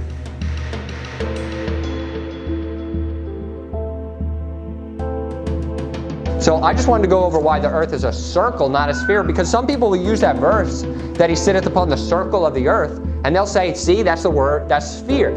That's a sphere. Or in Hebrew, circle means sphere. You know, they just want to go back. They want to go back to the Hebrew and just say, no, it's just a circle, and this is a circle. This is the circle of the earth. It's a flat disc, and he's looking down upon it. But it's not a sphere, it's a circle. And then if you're in Isaiah chapter 13, verse 13, I want to show you that the earth is in a fixed position. It is not rotating around the sun. It is not spinning through the galaxy. It is not being just propelled into nothingness. It's in a fixed position. Look in verse 13 of Isaiah 13. It says, therefore, I will shake the heavens. In order to shake something, it's usually stationary, right? I will shake the heavens, and the earth shall remove out of her place in the wrath of the Lord of hosts and in the day of his fierce anger. So her place is showing that the earth has a place, a position, a space, that it is set.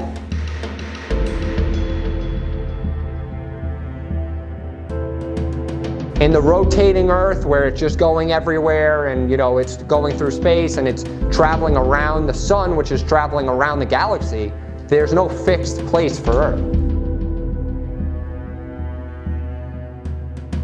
I'm just going to go through a bunch of verses that show that the Earth is in a fixed position and it is stationary and not rotating or spinning.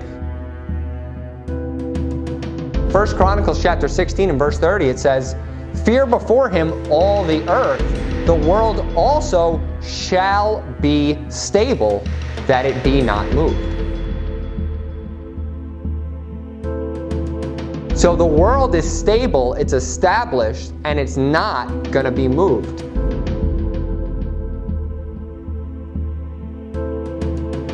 Psalm 33 and verse 8, it says, let all the earth fear the Lord. Let the inhabitants of the world stand in awe of him. For he spake, and it was done. He commanded, and it stood fast. So he's talking about the inhabitants of the world, and he's saying he spake, and it was done. Everything was created. And he commanded, and it stood fast. When something is staying, it's stood, it's in one place. And when it's fast, it's fastened. It's staying in that one place. Psalm 93 in verse 1. It says, the Lord reigneth, he is clothed with majesty, the Lord is clothed with strength, wherewith he had girded himself. The world also is established, that it cannot be moved.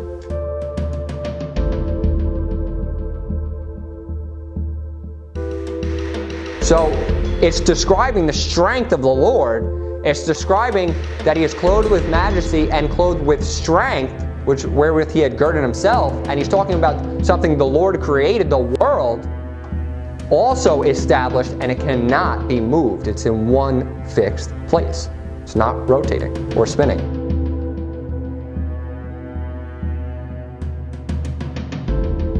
Turn to Psalm 104, verse 5.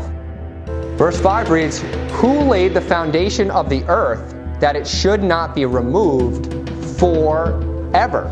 So the foundation of the earth is, when you think of foundation, you got to think of what it is built upon.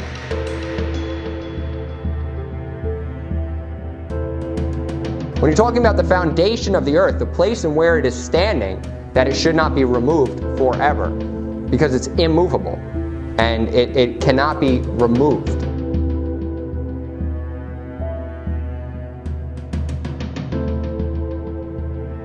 Isaiah chapter 45 and verse 18. It says, thus saith the Lord that created the heavens, God himself that formed the earth and made it. He hath established it. He created it not in vain, for he formed it to be inhabited. I am the Lord, and there is none else. So in this verse, what does it say? It says that he created the earth not in vain. He formed it to be inhabited. And he's saying he's the Lord. He made it. God himself formed the earth and he made it. He formed it not in vain. So if he formed the earth not in vain and it was made to be inhabited, The earth has a purpose. It was made to be inhabited by us. The sun has a purpose. It is made to give light upon the earth. The moon has a purpose. It is made to give light upon the earth when the sun is not, where it's not with the sun, because mind you, they're spinning in the same direction around the earth.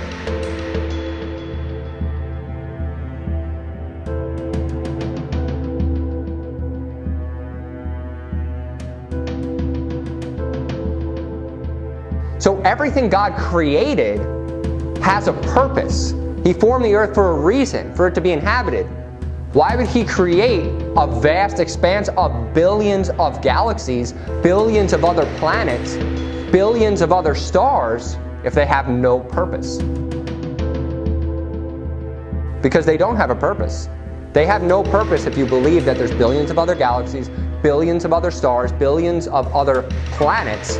Those things were created by science to deceive you, to make it seem like there could be other life out there. To make it seem like God did not make us personal, but he formed the earth for a reason, so it would be inhabited by us as people, so we could inhabit it. Nothing is vainly created. He said he created it not in vain. Vain, it just means vanity. So if something's created in vain, it doesn't have a purpose. It's useless. In the same way that other planets, other galaxies, other stars millions of light years away, they're useless. They're vanity. They're created in vain for no reason.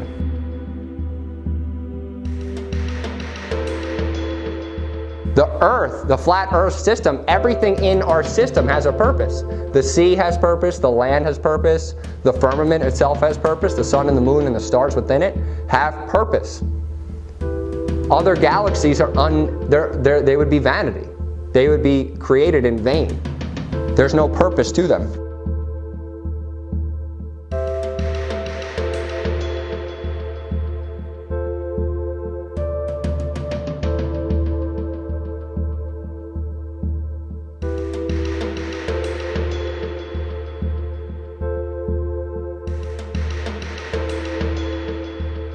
So I'm going to go over a couple verses that talk about the earth being on pillars, but this is more of,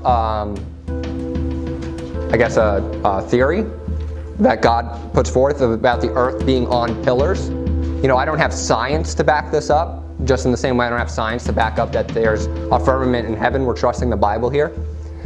So in Job chapter 9 and verse 6, it says, which shaketh the earth out of her place.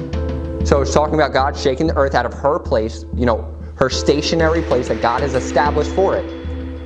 And the pillars thereof tremble. So the Bible does talk about the earth on pillars.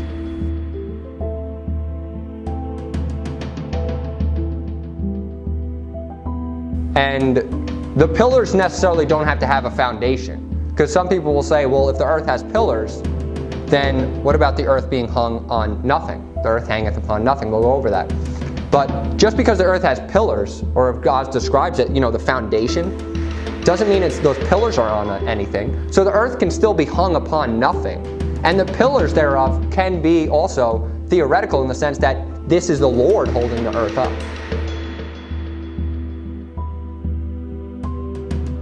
1 Samuel chapter 2. I'm going to talk about these pillars a little more. 1 Samuel chapter 2 and verse 8. It says, he raiseth up the poor out of the dust, and lifted up the beggar from the dunghill, to set them among princes, and to make them inherit the throne of glory. For the pillars of the earth are the Lord's, and he hath set the world upon them. So the pillars of the earth are the Lord's, and he has set the earth upon them. So, this could put forth the theory that there are pillars holding the earth. Pillars holding this flat earth up. And the Lord has established them. But what are those pillars on? They're on the strength of God. God is holding up everything. God is the one that is holding up the earth. God is the reason that this earth is unmovable and stable.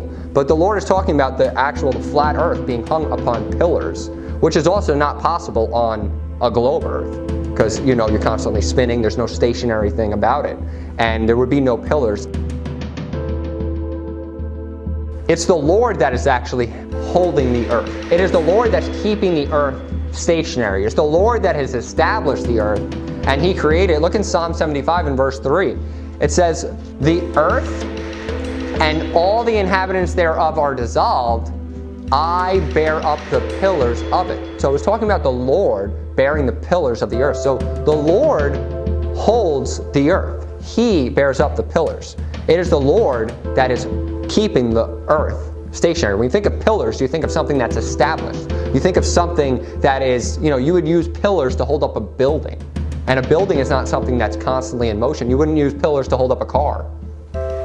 You wouldn't use pillars to hold up an airplane. You use pillars to hold up something that's established, something that's stationary.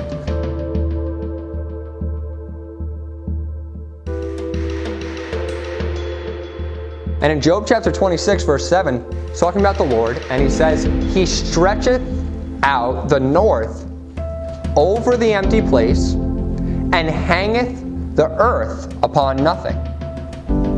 So if you think of the north as the center of a flat earth, and he's stretching out the north over the empty place, because it's a circle. And he's hanging the earth upon nothing. So those pillars, he's establishing them. He's holding the earth. He's keeping it fastened. And that is literally hung upon nothing. You can't say the pillars are hung upon something because it's the Lord that has established it. And he's stretching out the north over an empty place. Stretching out the north over an empty place. And hanging the earth upon nothing. But in the heliocentric model of the earth is hung upon the gravity of the sun. People say, oh, because it's spinning in space, it's hung upon nothing. But it actually, if it's tied to the gravity of the sun, it is hung upon the sun's gravity. And it is hung upon the weight or the mass of the sun. And it is not hung upon nothing because it according to science, it rotates the same distance every single year around the same exact thing, and it is hung upon the gravity of the sun. So I just wanted to disprove that, some people will say, oh, the earth is a ball because it's not hung upon anything. But, if you believe in gravity and you believe that gravity is holding the earth, it is holding the earth in its rotation around the sun. But I believe that the Lord is holding up the earth and He has established it. It is His to hold up, and He's hanging it upon nothing. He's hanging it upon nothing because it's established on His pillars.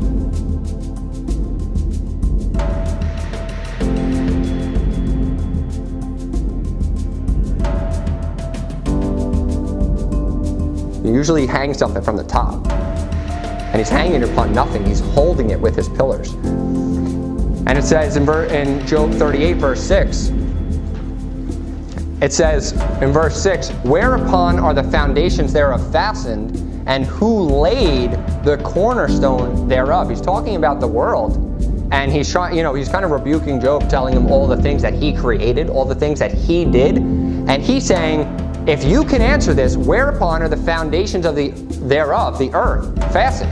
Where's the earth fixed?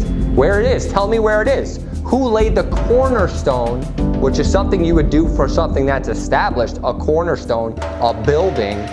If Jesus is the cornerstone of our faith, that has to be something fixed. That has to be something immovable. That has to be something you build upon. If you're establishing a cornerstone of the earth, you have to build upon that. You have to have that established, and that is stationary, stuck, fixed.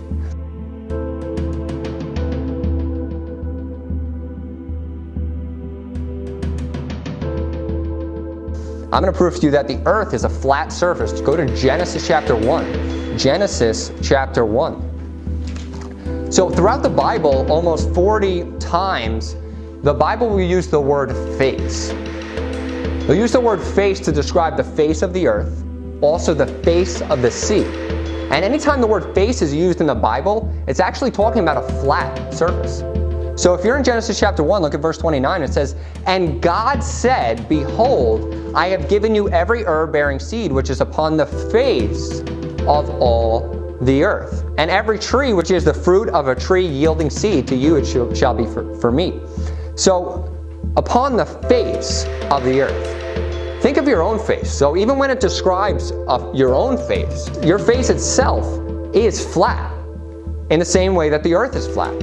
It just has peaks and valleys and dips, but it is flat. You wouldn't call your head flat. You would call your head a sphere. You would call your head something that is circular, round, something that is a sphere.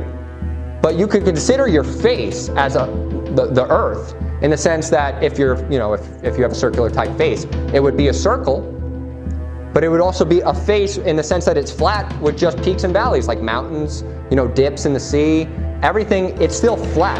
And the face of the face of the land, the face of the sea, whenever God is using to describe that, it's talking about a flat surface.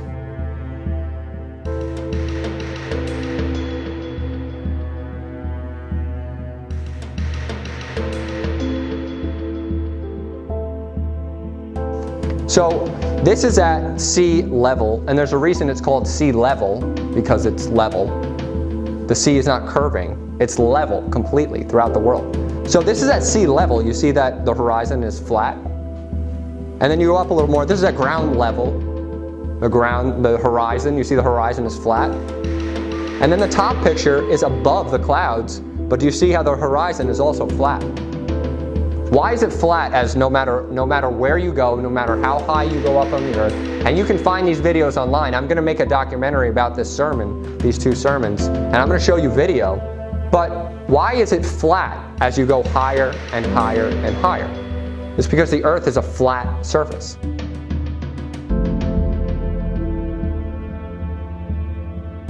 So the horizon will rise with you, and it will remain flat no matter what field of view you are seeing, because remind you, we talked about how all the converging lines of your vision going down a hallway. So the ground continues to look flat when it is flat, and all the reason that the horizon will raise with you is because the way that you're looking, you're continually just looking farther and farther distances away, but it's always flat because it's a flat surface. If the earth was curved, the higher you got, the more curvature you would see, because you're getting more and more farther away from a flat surface. So when you're just looking in front of you, everything looks flat, and you shouldn't see that much curvature if you were on a curved earth, yes. But as you get higher, or as you look farther, and as you look broader, like if you ever look at the sea, you should see curvature. You should begin to see that. And especially when you get into higher buildings, like you don't have to go flying to see this, just go up to a 100-story building. Go up to an 80-story building, a 40-story building, and look out at the horizon. It's going to remain flat to you because the rest of the earth is flat, and it's rising with your vision. It would curve. The higher you got, it would be even more curved. It would curve even exponentially the higher you got, because you could see farther distances. And the farther distance you can see, the more the earth curves, 8 inches per mile square, remind you. So the farther you can see, the more it should curve. But as you can see by these pictures, and as you should do next time you're in a tall building, just look outside. The horizon will always remain flat no matter what level you're at, because the earth is flat.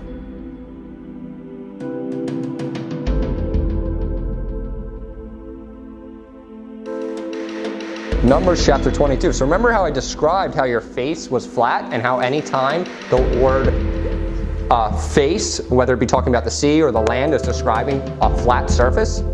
Look at Numbers chapter 22 and verse 31. It says, "Then the Lord opened the eyes of Balaam, and he saw the angels of the Lord standing in the way, and the sword drawn in his hand, and he bowed down his head and fell flat on his face."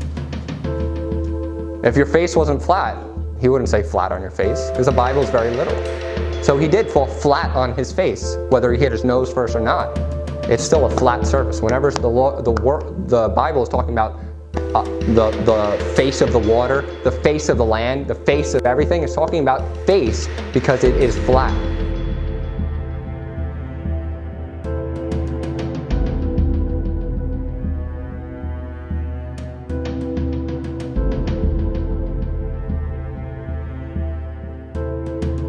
So if you look in Genesis 7 and verse 23, it says, "Every living substance was destroyed, which was upon the face of the ground." So it's talking about everything in the earth, right? Every living substance was on the face of the ground. So it's talking about a flat surface, and every living substance being on the face of it.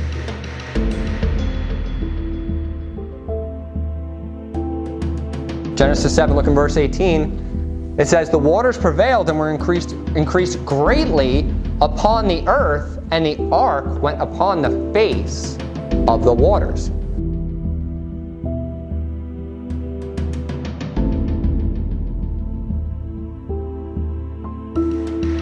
When the waters are increasing, and everything is getting drowned and everybody is dying, it's talking about the face of the waters, a level-faced plain. That's how that works. When the heavens are open and a flood is coming down and the earth is being flooded up, that's how that works. It doesn't work on a globe.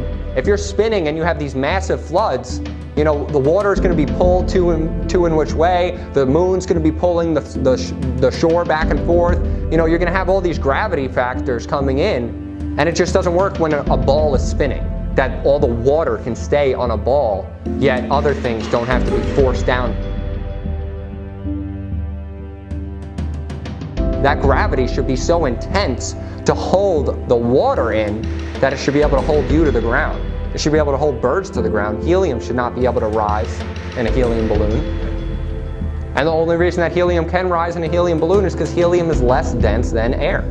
So if you fill up a balloon which has weight and is more dense than air, it'll fall, and it has nothing in it, it'll fall to the ground. But you put enough helium in it, it spans out that balloon, makes the density of that balloon less and less as you fill it, and then at a certain point, it will start floating. But if you let out enough helium from that balloon, and the weight of the balloon matches with the helium in there, and that density matches, you'll have a balloon at equilibrium. You ever seen a balloon that is just sitting right there? That's just sitting in space? The reason for that is because of density, not gravity. So the density of inside the balloon, the density of helium is a lot less than air. It counteracted with the weight of that balloon that it matched the air perfectly. That's why it's equilibrium. That's why that balloon is not going up or down, because the density of the balloon plus the helium matched the density of the air. So it's not going up or down, it's just staying perfectly at equilibrium. That doesn't work on gravity. It should be pulling it down no matter what. It doesn't matter how much it weighs.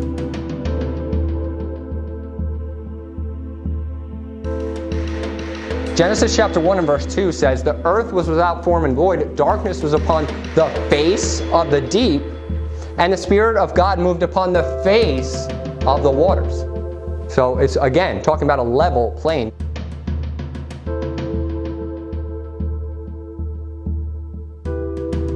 So the Lord has established ends to the earth, and I'm going to describe to you what these ends are, and I believe them to be ice walls that surround the earth, also known as Antarctica. So remember, when we're talking about this flat earth model, on the globe, Antarctica on the globe is at the bottom, right? So when you think of a globe, you think of Antarctica at the bottom. But when you think of the flat earth model, remember the north is the top. And if you squish the globe, the north would be at the center, right? So what does Antarctica become? It becomes the ends, all the way around 360 degrees. So their globe model is actually false. They make it seem like a continent, but what it really is it's the ends of the earth.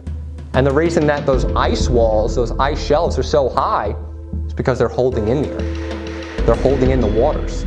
They're holding in everything. And God has established it. Look at Zechariah chapter 9 and verse 10. It says, "And I will cut off the chariot from Ephraim, and the horse from Jerusalem, and the battle bow shall be cut off. And he shall speak peace unto the heathen, and his dominion shall be from sea even to sea, and from the river even to the ends of the earth." So God has established ends to our earth.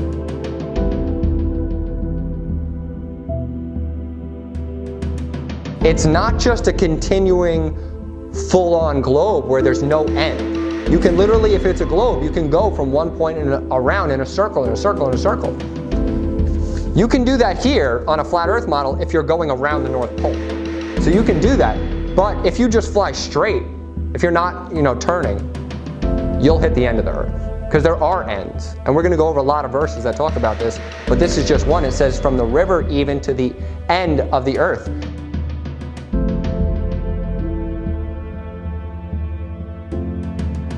Job 26 verse 10, it says, "He hath compassed the waters with bounds until the day and the night come to an end." You see that? Bounds. He has compassed. Remember when we talked about in the first sermon that a compass is describing a circle? A compass is describing a curved surface.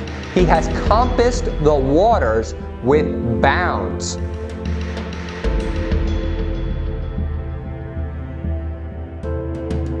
until the day and night come to an end. So those bounds are there.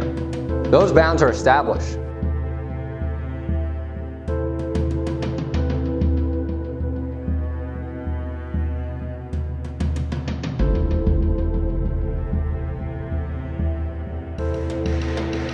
I'm going to read just the first sentence. It says, the Antarctic Treaty and related agreements, collectively known as the Antarctic Treaty System, regulate the international relations with respect to Antarctica, Earth's only continent without a native human population.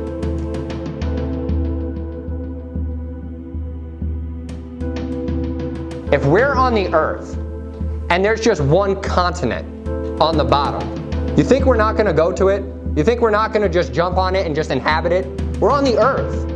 People want to find the bounds of the Earth. They desire to inhabit certain places.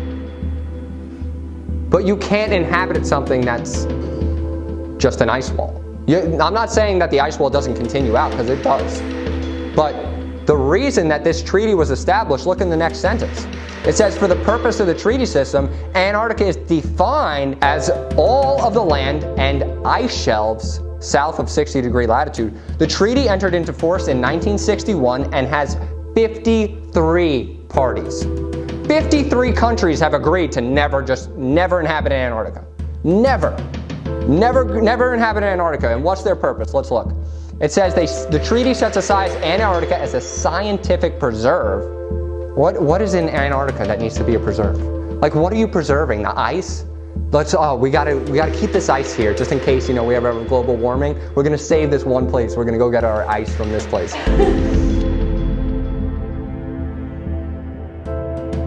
And then it says, a scientific preserve establishes freedom of scientific investigation and bans military activity, except for the US, who has all of their military there and protects it with fighter jets.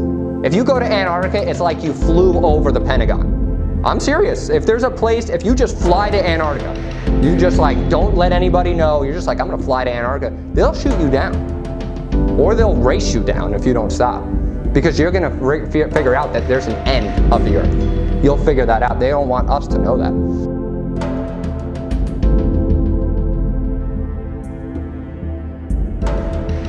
And then it says bans military activity. Then it says the treaty was the first arms control agreement established during the Cold War. What else happened during the Cold War? Was when they were blowing up the fishbowl. Remember Operation Fishbowl? It was all happening at the same time. They're coming together during this time. Since September 2004, the Antarctic Treaty Secretariat headquarters have been located in Argentina.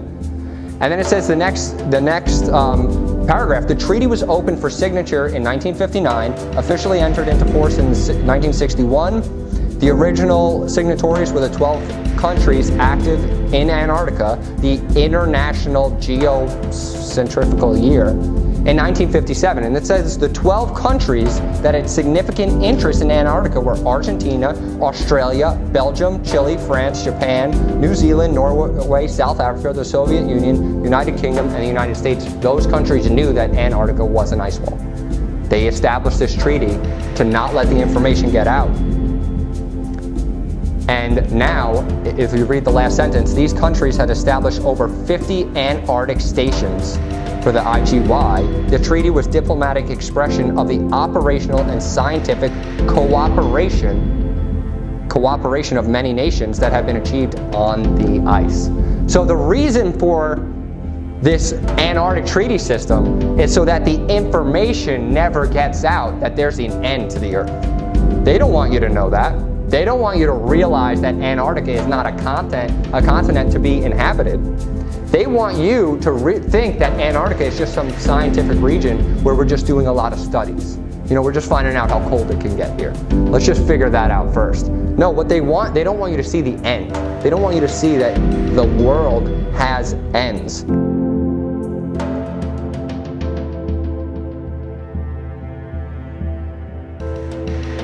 And you can actually do research on other people who have traveled by sea.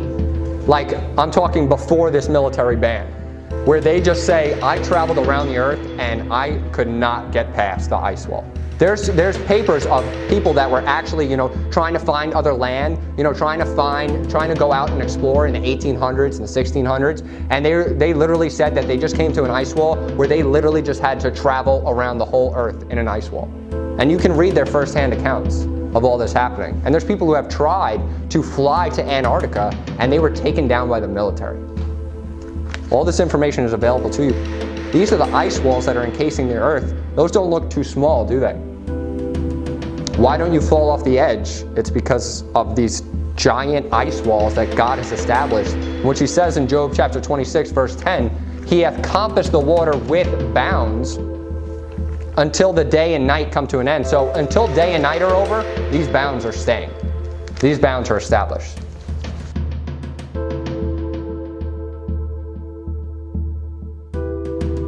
Acts chapter 17, we're going to look at verse 26. And this is a verse we use to kind of get rid of racism, because it says, and hath made of one blood all nations of men. Right? So we're all of one blood, but we don't look at the end of this verse. And it says, all nations of men for to dwell on the face of the earth, and hath determined the times before appointed and the bounds of their habitation. So God knows our bounds. He has established it. We're all of one blood. We're all together. We're all from the same gene pool, and he knows our bounds. He has set our bounds about.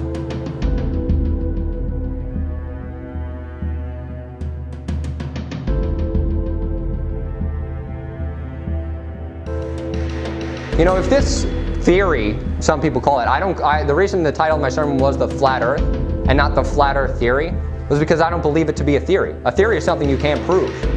And if this theory wasn't true, would I be able to find this much scripture on it? 2 sermons worth of scripture, 12 pages? Turn to Job chapter 38, verse 8.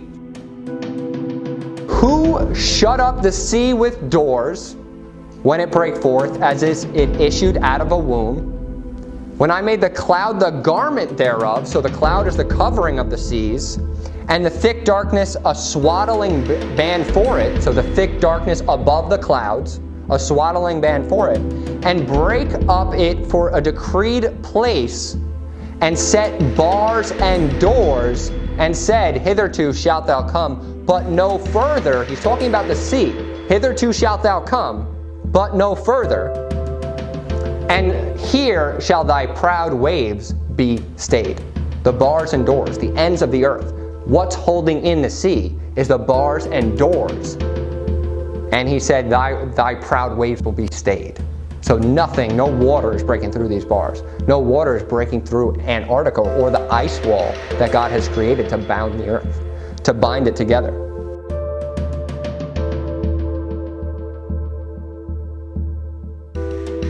Job 28:24 says, he looketh to the ends of the earth and seeth under the whole heaven. So if you got the firmament on top, he can obviously see the ends of the earth, and he sees under, remember the firmament is heaven, under the whole heaven. It's all right there in his vision. He's seeing all of it. And then you're in Psalm 103, look in verse 11. It says, for as the heaven is high above the earth, so great is his mercy toward them that fear him. So remember, as the heaven. In Genesis 1 verse 8, it said, the firmament is heaven. He called the firmament heaven. So as the heaven is high above the earth, so the firmament at the center is the highest point. Because remember, it's like a dome, a glass dome. As high it is above the earth, so great is his mercy towards them that fear him. And as far as the east is from the west, so far hath he removed our transgression from us. So, mind you, there's 2 ways to look at this.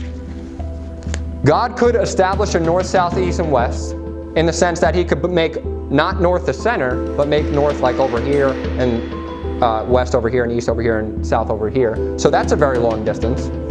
Or, if you look at it the flat earth model with the disk, because the disk has magnetism, which is how we describe the sun rotating at different paths around the center. If this is the north, in the same way that you could think of it, I guess, with the globe, but if this is the north, and the east and the west are relative to the north, the east and the west are pretty much infinite, right? Because you're going from, if you're always traveling to the right in a circle, you're always traveling east, if you're looking at it that way. And if you're traveling this way, you're always traveling west in a circle around the north. Because remember, the north is the center, and we're talking about circles east to west. But also, if God's thinking that if God's way is that the north is up here and east and west and south are here, at least that's a very far distance. Like, we know that for sure. So, but in the flat earth model, the north is the center because it helps with understanding magnetism, because the north pole is the center. That's why when your compass points north, it's pointing towards the center of the disk. So when a disk has magnetism, you think of north and south of the magnetism. The north is the center point of the disk, and then as you get farther out to the very outer spaces, the very outer ends, it's south. And that's how seasons work on a flat earth, because you have the sun and the moon, right? And they're always traveling at different distances from the north, but they're compassing in a full 24-hour period. So, if you live in this area, when it's summer for you, the sun is going to be very close. But when it's winter, it's getting farther and farther away. And if you live in this area, around the equator, that's why the equator is always so hot, is because the sun will be around the equator the most. If it's starting here and going out farther, and then eventually coming back in, it hits the equator twice, right? As it goes out and as it comes in. That's why the equator is usually the hottest point. That works on the flat earth model, because you have the sun coming in here for a season, coming out there for a season, then coming back in till it's summer. And that's how the equator works.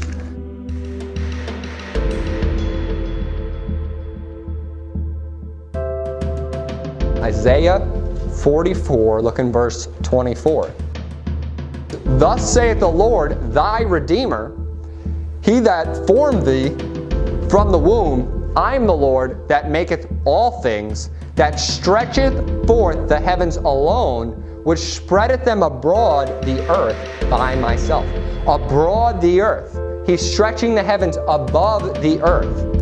And when you stretch something abroad, you're usually stretching it across a flat surface. You're spreading something abroad, like you would stretch forth a blanket over a bed.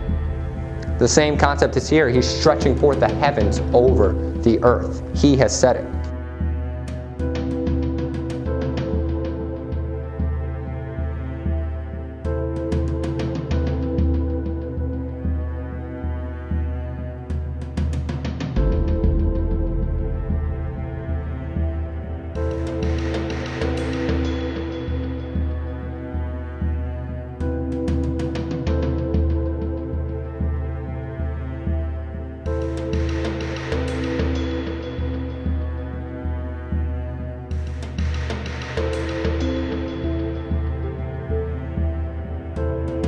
We're just going over a couple more verses that show that the earth has ends.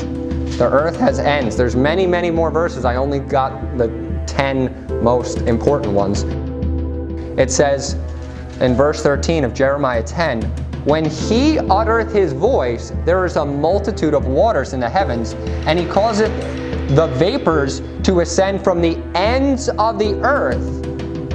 He maketh lightnings with rain, and bringing forth the winds out of his treasure. So he is talking about the ends of the earth. There's ends on a flat earth.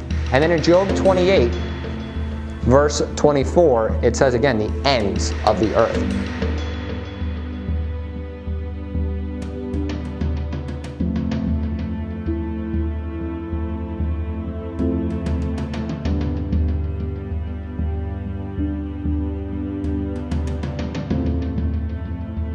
And what you're seeing here is the sun with clouds in front of it, but also clouds behind it. You see those clouds behind the sun?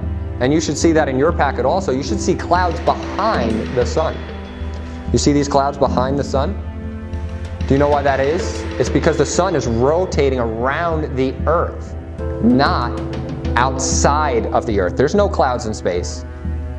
There's no clouds. There shouldn't be clouds behind the sun.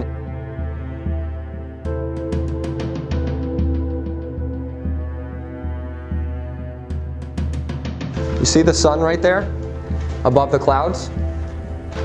Do you see that little hot spot under it? That's only possible if the sun is close to the Earth. You wouldn't have an isolated hotspot if the sun was 93 million miles away, because it would be hitting at the same point the whole side of the Earth. It would be hitting this entire, whatever sphere is, whatever side of the sphere that it's shining on. It would not be isolated. But this is from an amateur weather balloon, and you can see that the sun, not only the flat horizon, see the flat horizon, but you see that the sun right here has a hot spot directly under where it is located, because the sun is close to the Earth. And what it's showing you there is the heat coming down from the sun. So wherever is under the sun, that's why at 12 o'clock it feels the hottest, when the sun is directly above you, and you start to feel the temperature increase as the sun gets closer to you, right? So when the sun starts setting, remember we're talking about a field of view. The sun is always parallel to the Earth. It never goes up or down. It's a matter of perspective. So the sun is, when it's coming at you, it looks like it's rising up. In the same way, when you walk closer to a building, it looks like the building's getting taller, but the building remains the same height. So when the sun is getting closer to you, it looks like it's rising up. And you ever notice that at 12 o'clock when it's directly above you, it's the hottest point of the day? And there's the most heat? It's because the sun is close to you, and when it's that close, you're feeling that hot spot. You're feeling the hotter it is, the closer it is to you, right below you. That's why at 12 o'clock, it's usually the hottest point of the day where you are located, because it's directly under the sun. And as the sun gets farther away, it looks like it's going down. But actually, remind you, if it's coming towards you and it looks like it's getting higher, it's just a matter of your perspective. And then as it goes away, it will look like it's going down, but remember, all the points are converging. When we talked about that hallway, how it'll look like the top of the ceiling is coming down, but really the ceiling is at the same exact height from the floor. So it's just a matter of your perspective. And that's exactly what's happening there.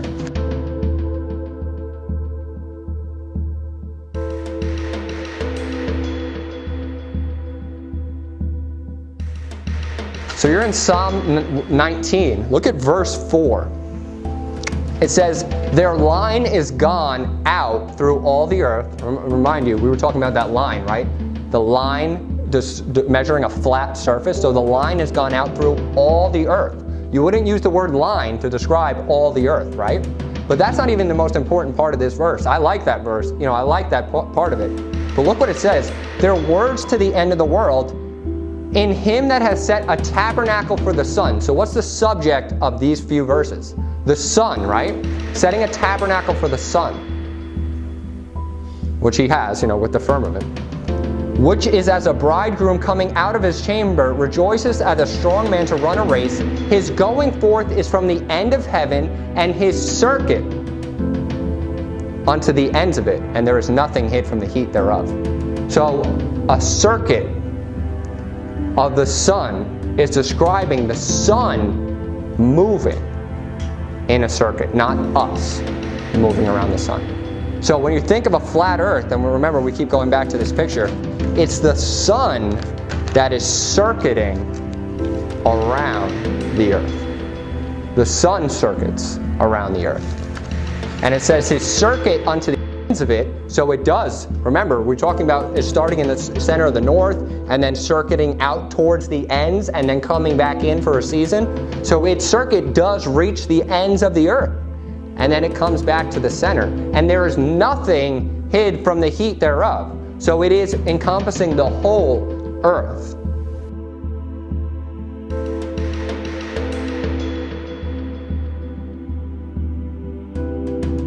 And let me just prove to you that circuit means circle. In Ecclesiastes chapter 1 verse 6, it says, the wind goeth towards the south and turneth about to the north, and whirleth about continually, and the wind returneth again. So when you think of something going out and then returning again, going out and returning again, according to his circuits. So it's talking about the circuit of the wind, going from the north to the south.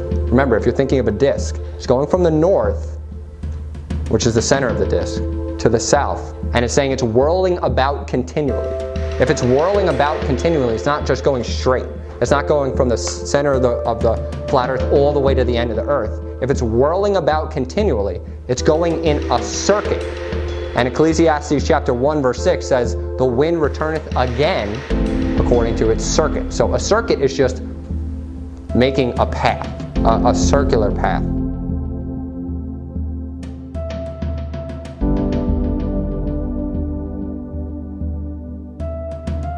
Turn to Job chapter 9, verse 7, because remember, I'm trying to prove to you that the sun moves, not the earth. The sun moves, not the earth.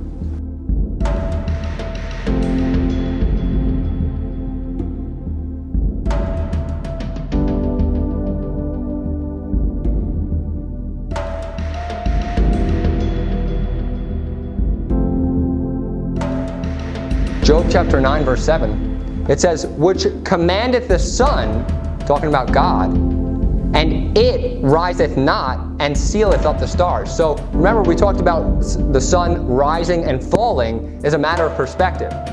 So if the sun is rising, it's moving closer to you, right? It's rotating, it's circuiting closer to you. If God can command the sun that it riseth not, that means the sun is no longer spinning. The sun is no longer going around the earth. He's stopping the circuit of the sun. He's commanding the sun, and it riseth not.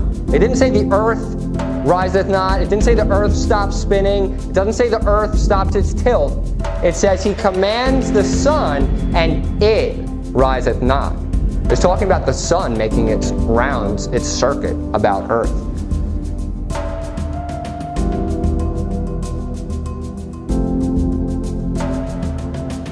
So God has control of the sun. God controls the sun to rise and fall. It's not the earth that rises and falls, it's the sun.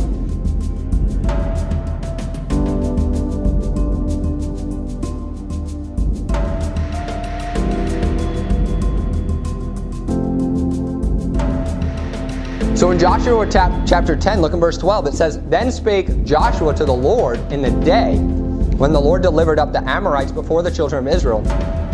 And he said in the sight of Israel, sun, stand thou still upon Gibeon, and thou moon in the valley of Hajalon.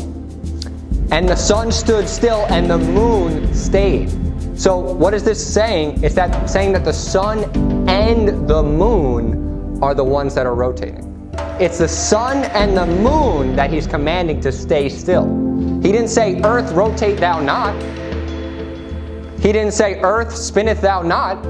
He said, sun, stand thou still, thou and thou moon. Because the sun and the moon are rotating.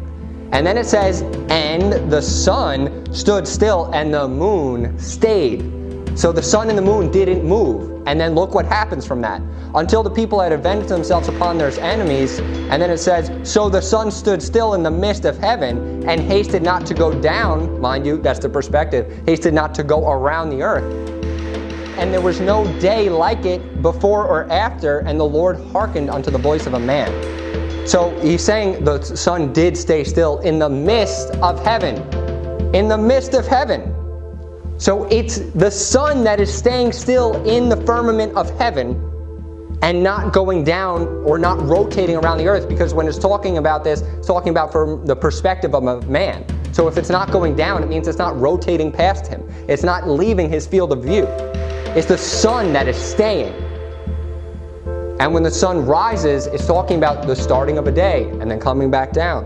You know, but it's the sun is actually staying parallel. But it looks like it's going up and down, just a matter of perspective. But it's the sun that's moving, not us. It's the sun that is being stayed and the moon that is being stayed. Why would he stop the moon? If you didn't believe the sun verse, why would he stop the moon? What would that matter? What would it matter to stop the moon? The reason he stopped the moon is because the moon is giving a light by night. So if you just stop the sun, the moon's going to come up and just hit the sun. It's not going to have the proper rotation around the earth. If you stop the sun, if you didn't care about the sun part, and you just like, oh, he stopped the earth. Why would he stop the moon? The moon could just keep rotating. The moon has nothing to do with it. The moon isn't going to affect anything in a globe earth. It's because they're two great lights, and he stopped both of them because they both have to be stopped in an enclosed system. Habakkuk chapter 3, verse 11. It says in chapter 3, verse 11, It says, the sun and moon stood still in their habitation. At the light of thine arrows they went, and at the shining of thy glittering spear. So the sun and the moon are what's rotating. It's not the earth.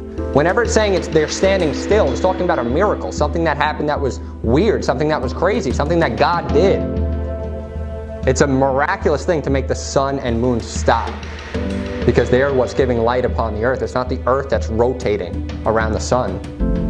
It's God who's rotating the sun around the earth. With that in mind, turn to 2 Kings chapter 20. 2 Kings chapter 20, look in verse 8. It says, and Hezekiah said unto Isaiah, what shall be the sign that the Lord will heal me, and that I shall go up unto the house of the Lord the third day? And Isaiah said, this sign shalt thou have of the Lord, that the Lord will do the thing that he has spoken. Shall the shadow go forward 10 degrees or back 10 degrees? And Hezekiah answered, it is a light thing for the shadow to go down 10 degrees. Nay, but let the shadow return backwards 10 degrees. Backwards 10 degrees. He's talking about the sun. Should it go forward 10 degrees? Should I ask God to make the sun rotate more so that that shadow will go 10 degrees forward? Or should I make it rotate backwards? And he says it's a light thing that it'll go forwards because, you know, it's always going forwards. Make it go backwards. Make the sun and the moon go backwards. And in verse 11 it says, Isaiah the prophet cried unto the Lord and brought the shadow 10 degrees backwards. Because it's the sun that's rotating around the earth. He's bringing the sun backwards, by which it had gone down in the dial of Ahaz. So why preach on this subject? You know, why did I preach a sermon on the flat earth? Because it's a big lie. It's a huge lie to believe that you're on a globe and you're meaningless. The whole purpose of this lie is so that you feel like there's no God. It's so that you feel unimportant. It's so that you feel you can get away with anything if nobody's watching you. But if God is right above you, and he's looking down upon you like a grasshopper, he's watching your every move physically. He's watching you, and he cares about you. Remember, the earth was created to be inhabited. He cares about you if he's above you. He cares about you if you're all he created. You know, if the earth is the one thing, the earth is the one system, that's what matters. Then the earth becomes a big deal. But if the earth is just some dot, a small dot, in the midst of a huge galaxy, in the midst of billions of other galaxies, then you're nothing. Then who knows? There could be life forms elsewhere. There could have been a Big Bang. There could have been evolution. All these theories are based upon this big lie. And when you look at the Bible, I think it's pretty clear that God created us for a reason. And he created the earth for a reason. And it is the main deal, the big thing. Turn to Jeremiah chapter 8. This is the last two verses I'm going to read.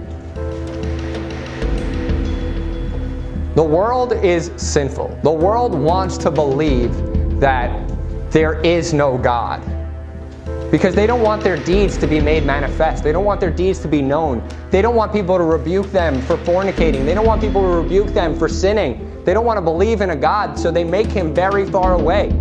They make him billions of light years away. They make him billions of galaxies away. If you believe you're in a solar system, then you got billions of light years until anything. But if you believe you're in the flat earth system, God is right above you. He's right there, and he's looking down upon you because he cares about you. I mean, he cares about us. And that's why Jesus came down. That's why he ascended back up. Why would Jesus have to ascend if we were a spinning ball in a huge galaxy in some crazy universe? He would just have to go poof and disappear. Because ascending would do nothing. He would go into some vacuum in space. He would go into some place that didn't matter. He ascended up because God's throne is above us. His throne is above the firmament. Turn to Jeremiah chapter 8, look in verse 1. It says, at that time, saith the Lord, they shall bring out the bones of the kings of Judah, and the bones of his princes, and the bones of the priests, and the bones of the prophets, and the bones of the inhabitants of Jerusalem out of their graves, and they shall spread them before the sun, and the moon, and all the host of heaven, whom they have loved, and whom they have served. and after whom they have walked, and whom they have sought, and whom they have worshipped. They shall not be gathered nor be buried. They shall be for dung upon the face of the earth. And death shall be chosen rather than life by the residue of them that remain of this evil family, which remain in all the places whither I've driven them, saith the Lord of hosts. So the reason that people make the sun and the moon and all these galaxies so important is because they don't want to worship God. They want to worship the host of heaven. They want to worship their own God. They want to worship anything that they can create. So when the sun becomes the center of your universe, and when the sun becomes the center of what you believe, your mind isn't focused on God. It's focused on the things He created. And that's the path to a reprobate. So that's why the world wants people to believe in this. But it's a lie. I'll just close this in a word of prayer. Heavenly Father, I thank you so much for your word, Lord, and I pray that you will help many people to see your truth. I pray that you will open the eyes of anyone that hears this sermon. I pray that you will really grow people in your word and grow closer to you in their walk with you, Lord. And we just pray these things in Jesus' name. Amen.